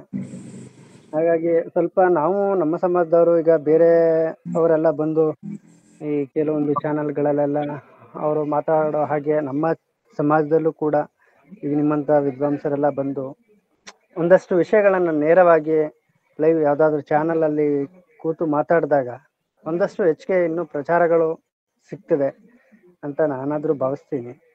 ಸಾಧ್ಯ ಆದಷ್ಟು ಇದು ಒಂದು ಪ್ರಯತ್ನ ಆಗ್ಲಿ. ಯಾವ್ದಾದ್ರು ಒಂದು, ಈಗ ದೊಡ್ಡ ದೊಡ್ಡ ಚಾನೆಲ್ಗಳಿದೆ, ಆ ಚಾನೆಲ್ಗಳಲ್ಲಿ ಒಂದು ಅರ್ಧ ಗಂಟೆ ನಮ್ಮ ಸಮಾಜದ ಬಗ್ಗೆ ಅವರು ಒಂದು ಮುಖ್ಯ ವಾಹಿನಿಗಳಲ್ಲಿ ಬಂದು ಪ್ರಚಾರ ಮಾಡಿದಾಗ ನಾವು ತಲುಪೋದು, ಎಲ್ಲರನ್ನು ಬೇಗ ತಲುಪೋದು ಅಂತ ಭಾವಿಸ್ತಾ ಇದ್ದೀನಿ. ಅದು ನಮ್ಮ ಸಮಾಜ ವತಿಯಿಂದ ಬರಬೇಕು. ನಮ್ಮ ಸಮಾಜದ ಗುರುಗಳು ಇವರು ಅಂತ ನೀವು ಪ್ರಮೋಟ್ ಮಾಡಿ ಯಾರನ್ನ ಅಲ್ಲಿ ಕೂರಿಸ್ತಿರೋ, ಅವ್ರು ಯಾರು ಈ ರೀತಿ ಧೈರ್ಯವಾಗಿ ಮಾತಾಡ್ತಾರೋ ಅವ್ರನ್ನ ಕೂರಿಸಿದಾಗ ನಿಮ್ಗೆ ಸಮಾಜಕ್ಕೆ ಒಂದು ಲಾಭ ಉಂಟಾಗ್ತದೆ. ಏನು ಗೊತ್ತಿಲ್ಲದವ್ರಿಗೆ, ಸಬ್ಜೆಕ್ಟ್ ಗೊತ್ತಿಲ್ಲದವ್ರಿಗೆ ಚಾನಲ್ಗೆ ಕೂತ್ಕೊಂಡು ಅಲ್ಲಿ ಯಾಂಕರ್ ಕೇಳಿದ ಪ್ರಶ್ನೆಗಳಿಗೆ ಸಮಾಧಾನ ಹೇಳಕ್ಕಾಗದೆ ಅಲ್ಲಿ ಹೆದರ್ಕೊಂಡು ಏನೇನೋ ಮಾತಾಡ್ಬಿಟ್ಟು ಸ್ವಲ್ಪ ನಮ್ಮ ತಲೆ ಬಗ್ಗಿಸುವಂತ ಕೆಲಸ ಮಾಡ್ತಾ ಇದ್ದಾರೆ ಎಲ್ಲ ಕಡೆನೂ. ಆದ್ರೆ ಧೈರ್ಯ ಇದ್ದು ಮಾತಾಡುವ ಕಾಳಜಿ ಇರೋರ್ಗೆ ಮಾತ್ರ ಅಲ್ಲಿ ಸ್ಥಾನ ಸಿಗ್ತಾ ಇಲ್ಲ. ಕೆಲವ್ರು ಹೋಗ್ತಾ ಇದ್ದಾರೆ, ಆದ್ರೂ ಒಂದ್ಸತಿ ಕರೆದ್ರೆ ಮತ್ತೆ ಇನ್ನೊಮ್ಮೆ ಕರೆಯಕ್ ಆಗಲ್ಲ, ಆ ರೀತಿ ಮಾತಾಡ್ತಾರೆ. ಇದೊಂದು ಸಮಸ್ಯೆ ಹೌದೌದು. ಆಗಿದೆ. ಮುಂದಿನ ಅದಕ್ಕೆ ನಾವು ಒಂದು ಚಾನಲ್ ಮಾಡಿದ್ದೀವಿ, ಸನಾತನ ವೈದಿಕ ಜ್ಞಾನಂ ಅಂತ. ಅದು ನಮ್ಮ ಯೂಟ್ಯೂಬ್ ಚಾನಲ್. ಆ ಚಾನಲ್ ನಲ್ಲಿ ಸುಮಾರು 300 ವಿಡಿಯೋಗಳು ಹಾಕಿದ್ದೇವೆ. ಅದು ಎಲ್ಲ ಸಬ್ಜೆಕ್ಟ್ಗಳು ಇರ್ತವೆ. ಆದ್ರೆ ನಮ್ಮ ಮುಖ್ಯವಾಗಿ ನಮ್ಮ ಜಾತಿಯ ಬಗ್ಗೆ 95% ಇರುತ್ತೆ. ಇಲ್ಲಿ ಏನೋ ಸ್ವಲ್ಪ ಶಿಲ್ಪದ ಬಗ್ಗೆ ಎಲ್ಲ ಹಾಕಿರ್ತೀವಿ. ಆದ್ರೆ ಈ ವೇದ ವಿಚಾರಗಳು, ನಮ್ಮ ಜಾತಿಯ ಹಿರಿತನ, ನಾವೇ ಬ್ರಾಹ್ಮಣ ಎಂಬ ವಿಚಾರ ಹಿಂದಿಯಲ್ಲಿ, ತೆಲುಗಲ್ಲಿ, ಕನ್ನಡ ಭಾಷೆಯಲ್ಲಿ 3 ಭಾಷೆಗಳಲ್ಲಿ ಕೂಡ ಹಾಕಿದ್ದೇವೆ. ಧನ್ಯವಾದ ಗುರುಗಳೇ. ನೀವು ಹೇಳುವಾಗೆ ಮುಂದಿನ ದಿನಗಳಲ್ಲಿ ಪ್ರಮುಖ ಚಾನೆಲ್ಗಳಲ್ಲಿ, ಟಿವಿ ಚಾನೆಲ್ಗಳಲ್ಲಿ ನಮ್ಮ ಉಪನ್ಯಾಸಗಳು ಬರಬೇಕು. ಆ ರೀತಿ ಅವಕಾಶ ನೀಡುವಂತ ನಾವೆಲ್ಲರೂ ಸೇರಿ ವಿಶ್ವಕರ್ಮನಿಗೆ ಪ್ರಾರ್ಥನೆ ಮಾಡೋಣ. ಖಂಡಿತ ಖಂಡಿತ ಖಂಡಿತ. ಮತ್ತೆ ಇನ್ನೊಂದು ಗುರುಗಳೇ, ಇನ್ನೊಂದು ಬೋಧಿ ವೃಕ್ಷ ಅಂತ ಒಂದು ಪತ್ರಿಕೆ ಇದೆ, ತಾವು ನೋಡಿರ್ಬೋದು ಅನ್ಕೋತೀನಿ. ನೋಡಿದೆ. ಅದು ಪ್ರತಿ ಶನಿವಾರ ಬರುತ್ತೆ. ಅದರಲ್ಲಿ ತುಂಬಾ ಆರ್ಟಿಕಲ್ ನಾನು ಒಂದು ಮೊದಲು ತುಂಬಾ ಹಿಂದೆ ಬರ್ದಿದೆ, ಒಂದು ಈ ತರ ಒಂದು ಚಿಕ್ಕದಾಗಿ ವಿಶ್ವಕರ್ಮನ ಬಗ್ಗೆ ಬರೆದಿದೆ. ಹಾಗೆ ನೀವು ಆ ಪತ್ರಿಕೆಯಲ್ಲಿ ಒಂದಷ್ಟು ಸುದೀರ್ಘವಾದಂತ ಒಂದು ಆರ್ಟಿಕಲ್ ನ ಒಂದು ಬರೆಯೋ ಪ್ರಯತ್ನ ಮಾಡಿದ್ರೆ ಅದು ಸ್ವಲ್ಪ ರೀಚ್ ಆಗ್ಬೋದು ಅಂತ ಅನ್ಕೊಂಡು. ನೋಡಿ, ನಾನು ವಿಶ್ವಕರ್ಮ ಕುರಿತು ಬರೆದಿರುವಂತಹ ಆರ್ಟಿಕಲ್, ಒಂದು ವ್ಯಾಸ ಇದೆ, ಒಂದು ಲೇಖನ ಇದೆ, ಅದು ನಾನು ಗ್ರೂಪ್ ಅಲ್ಲಿ ಪೋಸ್ಟ್ ಮಾಡ್ತೀನಿ. ನೀವೇನಾದ್ರೂ ಪ್ರಯತ್ನ ಪಟ್ಟು ಬೋಧಿ ವೃಕ್ಷದಲ್ಲಿ ಬರುವಂತ ಮಾಡ್ತೀರಾ? ಯಾರು ಗೊತ್ತಿಲ್ಲ? ಖಂಡಿತ. ನಾನು ಒಂದು ಆರ್ಟಿಕಲ್ ಕಳಿಸ್ಕೊಟ್ರೆ, ನನಗೆ ಒಬ್ರು ಬೋಧಿ ವೃಕ್ಷದಲ್ಲಿ ಪತ್ರಿಕಾ ಇದ್ದಿದ್ದೆ, ನಾನು ನನ್ನ ಕಡೆಯಿಂದ ಸಾಧ್ಯ ಆದಷ್ಟು ಪ್ರಯತ್ನ. ಯಾವುದೇ ಕಲ್ಪನೆ ಇಲ್ಲ. ವಿಶ್ವಕರ್ಮ ಪರಮಾತ್ಮ ಎಂಬ ಸಾಬೀತವಾಗಿರುವ ಎಲ್ಲಾ ವೇದದ ಕುರುಹುಗಳನ್ನು, ಅಂದ್ರೆ ಆಧಾರಗಳನ್ನು ಬರೆದು ನಿರೂಪಣೆ ಮಾಡಿ ಬರ್ದಿದ್ದೇನೆ. ಅದ್ಭುತವಾದ ಲೇಖನ ಅದು. ನಾಳೆ ಗ್ರೂಪ್ ಅಲ್ಲಿ ಪೋಸ್ಟ್ ಮಾಡ್ತೀನಿ, ಎಲ್ಲರೂ ನೋಡಿ. ಅದನ್ನ ಯಾವುದೇ ಬೋಧಿ ವೃಕ್ಷ ಅಲ್ಲ, ಕೆಲವು ಪ್ರಧಾನ ಪತ್ರಿಕೆಗಳು, ಕನ್ನಡಪ್ರಭ, ವಿಜಯವಾಣಿ, ಇಂಥದ್ರಲ್ಲಿ ಸಾಂಸ್ಕೃತಿಕ ಕಾಲಂ ಅಂತ ಇರುತ್ತೆ, ಅದೆಲ್ಲ ಬಂದರೂ ಕೂಡ ನಮ್ಗೆ ಇನ್ನೂ ಹೆಚ್ಚಿನ ಪ್ರಯೋಜನಕಾರಿ ಆಗ್ತದೆ. ನಮ್ಮ ಪತ್ರಿಕಾ ಮಿತ್ರರು ಇದ್ದಾರೆ, ಅವ್ರದೇ ಒಂದು ಗ್ರೂಪ್ ಇದೆ. ಎಷ್ಟೊತ್ತದ ಹಾಕಿದ್ರು ಕೂಡ ಇದಕ್ಕೆ ಆದ್ಯತೆ ಕೊಡ್ತಾ ಇಲ್ಲ ಅವರು. ನಮ್ಮೂರು ಕೂಡ ಕೊಡ್ತಾ ಇಲ್ಲ. ಏನ್ ಮಾಡೋದು? ಅದು ನಮ್ಮ ದುರ್ದೈವ. ಅದೇ ನಮ್ಮ ದುರಂತ. ನಮ್ಮವರು ಮುಂದೆ ಇರೋ ಅಂತ ವಾಹಿನಿಯವರು ಅದನ್ನ ಬಳಸ್ಕೊಳ್ಬೇಕು. ಹೌದು. ನಮ್ಮನ್ನ ನಾವು ರೆಕಗ್ನೈಸ್ ಮಾಡ್ಕೊಳ್ಬೇಕಾದ್ರೆ ಯಾರಿಗೆ ಅವಕಾಶ ಇರ್ತದೆ, ಅವರು ಅವಕಾಶ ಇಲ್ಲದೆ ಇರೋರ್ನ ಕರೆದು ತಂದು ಅಲ್ಲಿಗೆ ಬಿಡ್ಬೇಕು. ನೋಡಿ, ನಮ್ಮ ಈಗ ಮಾತಾಡಿದಿರಲ್ಲ ಬಳ್ಳಾರಿಯಿಂದ ಪದ್ಮಾವತಿ ಮೇಡಮ್ ಅವರು ಎಷ್ಟೋ ಲೇಖನಗಳನ್ನ ಪತ್ರಿಕೆ ಬರುವಂತ ಮಾಡಿದ್ದಾರೆ. ಒಂದೇ ಸತಿ 3-4 ಪತ್ರಿಕೆಗಳು ಬರುವಂತ ಅವರು ಮಾಡ್ತಾ ಇದ್ದಾರೆ. ಅವರು ನಿಜಕ್ಕೂ ನಮ್ಮ ಹೆಣ್ಮಕ್ಳಲ್ಲಿ ಅವರು ಒಬ್ಬ ಶಕ್ತಿ ಸ್ವರೂಪನಾಗಿದ್ದಾರೆ ಅಂತ ನಾನು ಭಾವನೆ ಮಾಡ್ತೇನೆ. ಅವ್ರು ಯಾರಿಗೂ ಹೆದರಲ್ಲ. ಸಂಘ ಸೇವೆ ಅಂದ್ರೆ ಎಂತವ್ರಿಗಾದ್ರೆ ಎದುರಾಗಿ ನ್ಯಾಯ ಇದ್ರೆ ಮಾತ್ರ ಅದು ಸಾಧಿಸೋರ್ಗು ಬಿಡೋದಿಲ್ಲ. ಅಂತಹ ಮಹಿಳೆ ನಮಗೆ ನಮ್ಮ ಲೇಖನಗಳು, ತುಂಬಾ ಲೇಖನಗಳು ಅವ್ರ ಪತ್ರಿಕೆಗಳಲ್ಲಿ ಹಾಕಿದ್ದಾರೆ ಅವರು. ಇದನ್ನು ನಾವು ಪ್ರಯತ್ನ ಮಾಡಿ ಆ ಬೋಧಿ ವೃಕ್ಷದಲ್ಲಿ ವಿಶ್ವಕರ್ಮ ಬಗ್ಗೆ ಬರೆದಿರುವ ಲೇಖನವನ್ನು ಬರುವಂತ ಪ್ರಯತ್ನ ಮಾಡಿ. ನನ್ನ ಕಡೆಯಿಂದ ಒಂದು ಪ್ರಯತ್ನ ಮಾಡಿ ನೋಡ್ತೇನೆ. ನೀವು ನಮಗೆ ನಿಮ್ಮ ಹೆಸರು ನಾನು ಸೇವ್ ಮಾಡ್ಕೊಂಡಿಲ್ಲ ಅನ್ಸುತ್ತೆ. ನನಗೆ ಪರ್ಸನಲ್ ಆಗಿ ನೀವು ಕಾಂಟ್ಯಾಕ್ಟ್ ಬನ್ನಿ ವಾಟ್ಸ್ಆಪ್, ಫೇಸ್ಬುಕ್ ಅಲ್ಲಿ. ಮತ್ತೆ ಇನ್ನೊಂದು, ನೀವು ಬೆಂಗಳೂರಲ್ಲಿ ಒಂದು ಸ್ವಲ್ಪ ಒಂದು ದೊಡ್ಡ ಮಟ್ಟದಲ್ಲಿ ಒಂದು ವಿಶ್ವಕರ್ಮ ಸಭೆ ಕರೀತೀವಿ. ಒಂದು ವಿಶ್ವಕರ್ಮ ಯಜ್ಞ ಮಾಡಿ ಮತ್ತು ಆ ವಿಶ್ವಕರ್ಮನ ಬಗ್ಗೆ 2 ದಿನ ಉಪನ್ಯಾಸಗಳು, ಖಂಡಿತವಾಗಿ ಒಂದು 2 ದಿನ ಒಂದು ಯಜ್ಞವನ್ನ ಮಾಡಿ ವಿಶ್ವಕರ್ಮ ಅಷ್ಟಾಕ್ಷರಿ, ಒಂದು ಸಹಸ್ರ ಕೋಟಿ ಅಥವನ ಏನೋ ಒಂದು ಮಾಡಿ, ಅದನ್ನ ನಾವು ಈಗ ಹೇಗೆ ಅಂತಂದ್ರೆ ಅಷ್ಟಾಕ್ಷರಿ ಅಂತ ಮಾಡಿದ್ದೀವಿ. ಆದ್ರೆ ವೇದದಲ್ಲಿರೋದು ಸಪ್ತಾಕ್ಷರಿ ಮಾತ್ರ. ಉಪನಿಷತ್ತುಗಳಲ್ಲಿ ಓಂ ಅನ್ನೋದು ಸೇರಿ ಅಷ್ಟಾಕ್ಷರಿ ಆಗ್ತಾ ಇದೆ. ಹೌದೌದು. ಓಂ ನೋಡಿ, ವೇದದಲ್ಲಿ ಯಾವುದೇ ವೇದ ಮಂತ್ರಗಳಲ್ಲಿ ಓಂ ಇದೆಯಾ ನೋಡಿದೀರಾ? ಇಲ್ಲ, ಅದು ಓಂ ಅನ್ನೋದು ಅನಂತರ ಅದನ್ನ ನಾವು ಆಡ್ ಮಾಡೋದು. ಅದು ವೇದ ಮಂತ್ರಕ್ಕೆ ಮಾತ್ರ ಬಳಸ್ಕೂಡ್ದು. ಓಂ ಇದೆ, ಓಂ ಬಳಸ್ಬೇಕು. ನಾವ್ ಯಂತ್ರ ಬರಿತೀವಿ, ಓಂ ಇಲ್ದೆ ಬರೀಲಿಕ್ಕಾಗುತ್ತಾ? ಓಂ ಇದೆ. ಎಲ್ಲಾ ಅಕ್ಷರಗಳು ಕೂಡ ಪೂರ್ಣಾಂಕ ಸೇರಿಸಿದ್ರೆ ಅದು ಬೀಜಾಕ್ಷರವಾಗಿ ಪರಿವರ್ತನೆಗೊಂಡು ತನಕ್ಕೆ ಆದ ಒಂದು ಶಕ್ತಿ ನಮಗೆ ಕೊಡುತ್ತೆ. ಆದ್ರಿಂದ ಓಂ ಇದೆ, ಆದ್ರೆ ಕೆಲವು ಸಂದರ್ಭದಲ್ಲಿ ಬಳಸಬೇಕು, ಕೆಲವು ಸಂದರ್ಭದಲ್ಲಿ ಬಳಸಬಾರ್ದು. ಅದು ಹಾಗೆ ಒಂದು ಆತರ ಒಂದು ಈಗ ಒಂದು ಅಷ್ಟಾಕ್ಷರಿ ಅಥವಾ ಸಪ್ತಾಕ್ಷರಿ ಮಂತ್ರವನ್ನ ನಾವು ಒಂದು ಈಗ ನಮ್ಮ ಗ್ರೂಪ್ ಅಲ್ಲಿ ಒಂದು ಈಗ ಉದಾಹರಣೆಗೆ ಎಕ್ಸಾಂಪಲ್ ಒಂದು ತಾಮ್ರದ ಇದರಲ್ಲಿ ಅವರು ಆ ನಮೋ ವಿಶ್ವಕರ್ಮಣೆ ಅಂತ ಬರೆದು ಈಗ ಒಂದು ಸಹಸ್ರ ಸಂಖ್ಯೆಯಲ್ಲಿ ಅದನ್ನ ಬರೆದು ಅವರು ಒಂದು ತಲುಪಿಸಿ ಅದನ್ನ ನಾವು ಇಟ್ಟು ಅದನ್ನ ವಿಶ್ವಕರ್ಮ ಮಾಡ್ತೀವಿ. ನಮ್ಮ ಗುರುಗಳು ಜ್ಞಾನದವರು ಮಾಡಿದ್ದಾರೆ. ಆಮೇಲೆ ಉಡುಪಿಯಲ್ಲಿ ಎರಡನೇ ಸತಿ ಇನ್ನು ಮೂರನೇ ಸತಿ ಅದು ನಮ್ಮ ಸಂಸ್ಕೃತ ಮಾಡಬಹುದು. ಸಹಸ್ರ ಬಾರಿ ಮಾಡಿ ಮತ್ತು ಅದನ್ನ ಎರಡು ದಿನ ಒಂದು ಉಪನ್ಯಾಸ ಅಂದ್ರೆ ಅವರಿಗೆ ಒಂದು ಈಗ ಮಧ್ಯಾಹ್ನ ತನಕ ನಾವು ಯಜ್ಞ ಹೋಮವನ್ನ ಮುಗಿಸಿ ಒಂದು ಮಧ್ಯಾಹ್ನದ ನಂತರ ನಾವು ಅದನ್ನ ಪ್ರವಚನಗಳು ಈಗ ಎಲ್ಲ ವಿದ್ವಾಂಸರಿಂದ ಅದನ್ನ ಬಗ್ಗೆ ಒಂದು ಸುದೀರ್ಘವಾದಂತ ಒಂದು ದೊಡ್ಡ ಪ್ರವಚನಗಳನ್ನ ಪ್ರವಚನಕಾರನ ಕರೆದು ಒಂದು ದೊಡ್ಡ ಸಭೆಯ ಮಟ್ಟದಲ್ಲಿ ಮಾಡಿದಾಗ ಸ್ವಲ್ಪ ಇನ್ನೂ ಎಲ್ಲ ಹೆಚ್ಚಿನ ಗಮನ ಸೆಳೀಬಹುದು ಅಂತ ನಾನು ಧನ್ಯವಾದ. ಒಳ್ಳೆಯ ಸಲಹೆ ನೀಡಿದಿರಿ. ಮಾಡೋಣ, ಮುಂದಿನ ದಿನಗಳಲ್ಲಿ ಮಾಡೋಣ. ನಮ್ಮ ಸಂಸ್ಥೆ ರಿಜಿಸ್ಟ್ರೇಷನ್ ಆದ್ಮೇಲೆ ಇದಕ್ಕೆ ಅವಕಾಶ ನಮಗೆ ಇರುತ್ತೆ. ಖಂಡಿತ ಆಗ್ಲಿ. ಧನ್ಯವಾದ. ನಮ್ಮ ಈಶ್ವರ ಯಾರೋ ಮಾತಾಡ್ತಿದ್ರು ಹಿಂದೆ. ಮತ್ತೆ ಇನ್ನೊಂದು ಗುರುಗಳೇ, ನಾನೇ ಮಾತಾಡ್ಬಿಡ್ತೀನಿ. ಮತ್ತೆ ಇನ್ನೊಂದು ಮತ್ತೆ ಯಾರಾದ್ರೂ ಈಗ ಮಂಜುನಾಥ್ ಅವರು ವಿಶ್ವಕರ್ಮ ಸೂಕ್ತ ಪಾರಾಯಣ ಮಾಡಿದ್ರು, ಅದೇ ರೀತಿ ಅಥವಾ ಪಾರಾಯಣ ಮಾಡೋರಿಗೆ ಒಬ್ಬೊಬ್ಬರಿಗೆ ಅವಕಾಶ ಮಾಡಿಕೊಟ್ರೆ ಇನ್ನೇನಾದ್ರೂ ಸೂಕ್ತ ವಿಶ್ವಕರ್ಮ ಸೂಕ್ತನೇ ಒಬ್ಬೊಬ್ರು ಪಾರಾಯಣ ಮಾಡೋಂಥವ್ರು ಇದ್ರೆ ಮಾಡೋಕ್ಕೆ ಅವಕಾಶ ಮಾಡ್ಕೊಡ್ತೀವಿ. ತುಂಬಾ ಸಂತೋಷ. ಯಾರು ಆಸಕ್ತಿಯಿಂದ ಮುಂದೆ ಬಂದ್ರೆ ಅವ್ರಿಗೆ ನಾವು ಆದ್ಯತೆ ಕೊಡ್ತೀವಿ. ನಾನು ಪಾರಾಯಣ ಮಾಡ್ತಿದ್ದಾಗ ಅವ್ರಿಗೆ ಅವಕಾಶ ಕೊಡ್ತೀವಿ. ಓಕೆ, ಧನ್ಯವಾದ. ನಮೋ ವಿಶ್ವಕರ್ಮಣೆ. ನಮೋ ವಿಶ್ವಕರ್ಮ.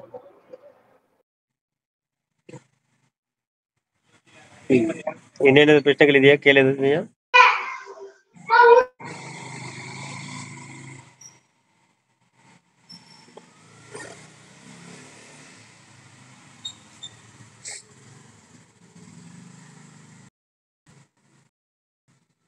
ಇನ್ನೇನು ಪ್ರಶ್ನೆಗಳಿಲ್ವಾ?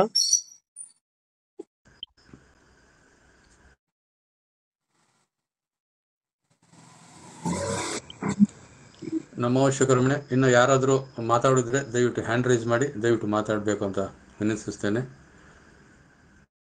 ರಾಮಕೃಷ್ಣ ಅವರೇ, ನಿಮ್ಮ ಬಗ್ಗೆ ಡಾಕ್ಟರ್ ನಿರ್ಮಲಾ ಮೇಡಮ್ ಅವರು ಚೆನ್ನಾಗಿ ಹೇಳಿದ್ದಾರೆ. ನಿಮ್ಗೇನೇ ಸಂದೇಹಗಳಿದ್ರೆ ಕೇಳಿ. ನಮಸ್ತೆ ಪ್ರಭುಜಿ. ನಾನ್ ಅನ್ಕೊಂಡಂತೆ ಏನಂತಂದ್ರೆ, ಈಗಾಗ್ಲೇ ನಮ್ಮ ರಾಜ್ಯದಲ್ಲಿ ಮಠಾಧೀಶರು ಮತ್ತೆ ಬೇರೆ ಬೇರೆ ಸ್ವಾಮೀಜಿಗಳು ಇದ್ದಾರೆ ಸರ್ ಪ್ರಭು. ಎಲ್ರೂ ಸೇರಿ ಒಂದು ಒಮ್ಮತಾಭಿಪ್ರಾಯಕ್ಕೆ ಬಂದು ಎಲ್ರೂ ಸೇರಿ ಈ ಪ್ರಯತ್ನ ಮಾಡಿದ್ರೆ ನಾವು ಬೇಗ ಆ ಒಂದು ಗುರಿಯನ್ನು ಮುಟ್ಟಬಹುದು ಅನ್ನುವಂಥದ್ದು ನನ್ನ ವಿಚಾರ ಪ್ರಭು. ಖಂಡಿತ ನಮ್ಮ ಉದ್ದೇಶ ಅದೇ, ಎಲ್ಲರೂ ಸೇರಿಸ್ಕೋಬೇಕಂತಾನೆ ಇದೆ. ನಮ್ಮ ಸಂಸ್ಥೆ ರಿಜಿಸ್ಟ್ರೇಷನ್ ಆದ್ಮೇಲೆ ಯಾರಿಗೆ ಕೊಡ್ಬೇಕಾಗ ಮಾನ್ಯತೆ ಅವ್ರಿಗೆ ಕೊಟ್ಟು ಅವ್ರ ಕಡೆಯಿಂದ ನಿಮ್ಮ ಮಾತುಗಳು ಕೇಳ್ತಾ ಇಲ್ಲ. ಸಾರಿ ಮೈಕ್ ಆಫ್ ಮಾಡಿದ್ದೆ.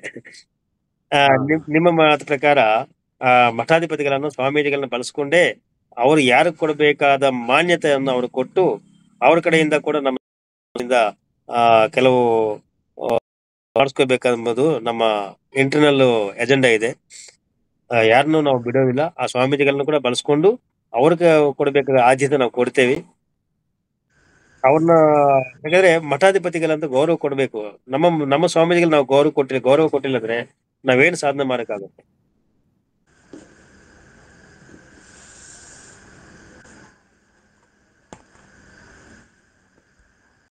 ಧನ್ಯವಾದ ರಾಮಕೃಷ್ಣ ಅವರೇ, ನಿಮ್ಮ ಸಲಹೆ ಚೆನ್ನಾಗಿದೆ. ಅದನ್ನು ನಾವು ತಗೊಂಡೆ ನಾವು ಮುಂದಕ್ಕೆ ಹೋಗ್ತೀವಿ.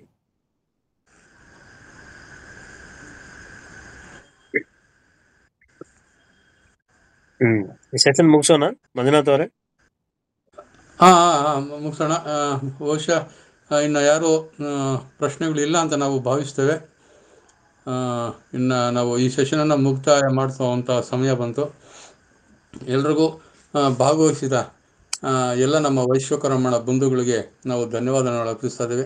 ಅಂತರ್ಜಾತೀಯ ವೈಶ್ವಕರ್ಮ ಧಾರ್ಮಿಕ ಪರಿಷತ್ತಿನಿಂದ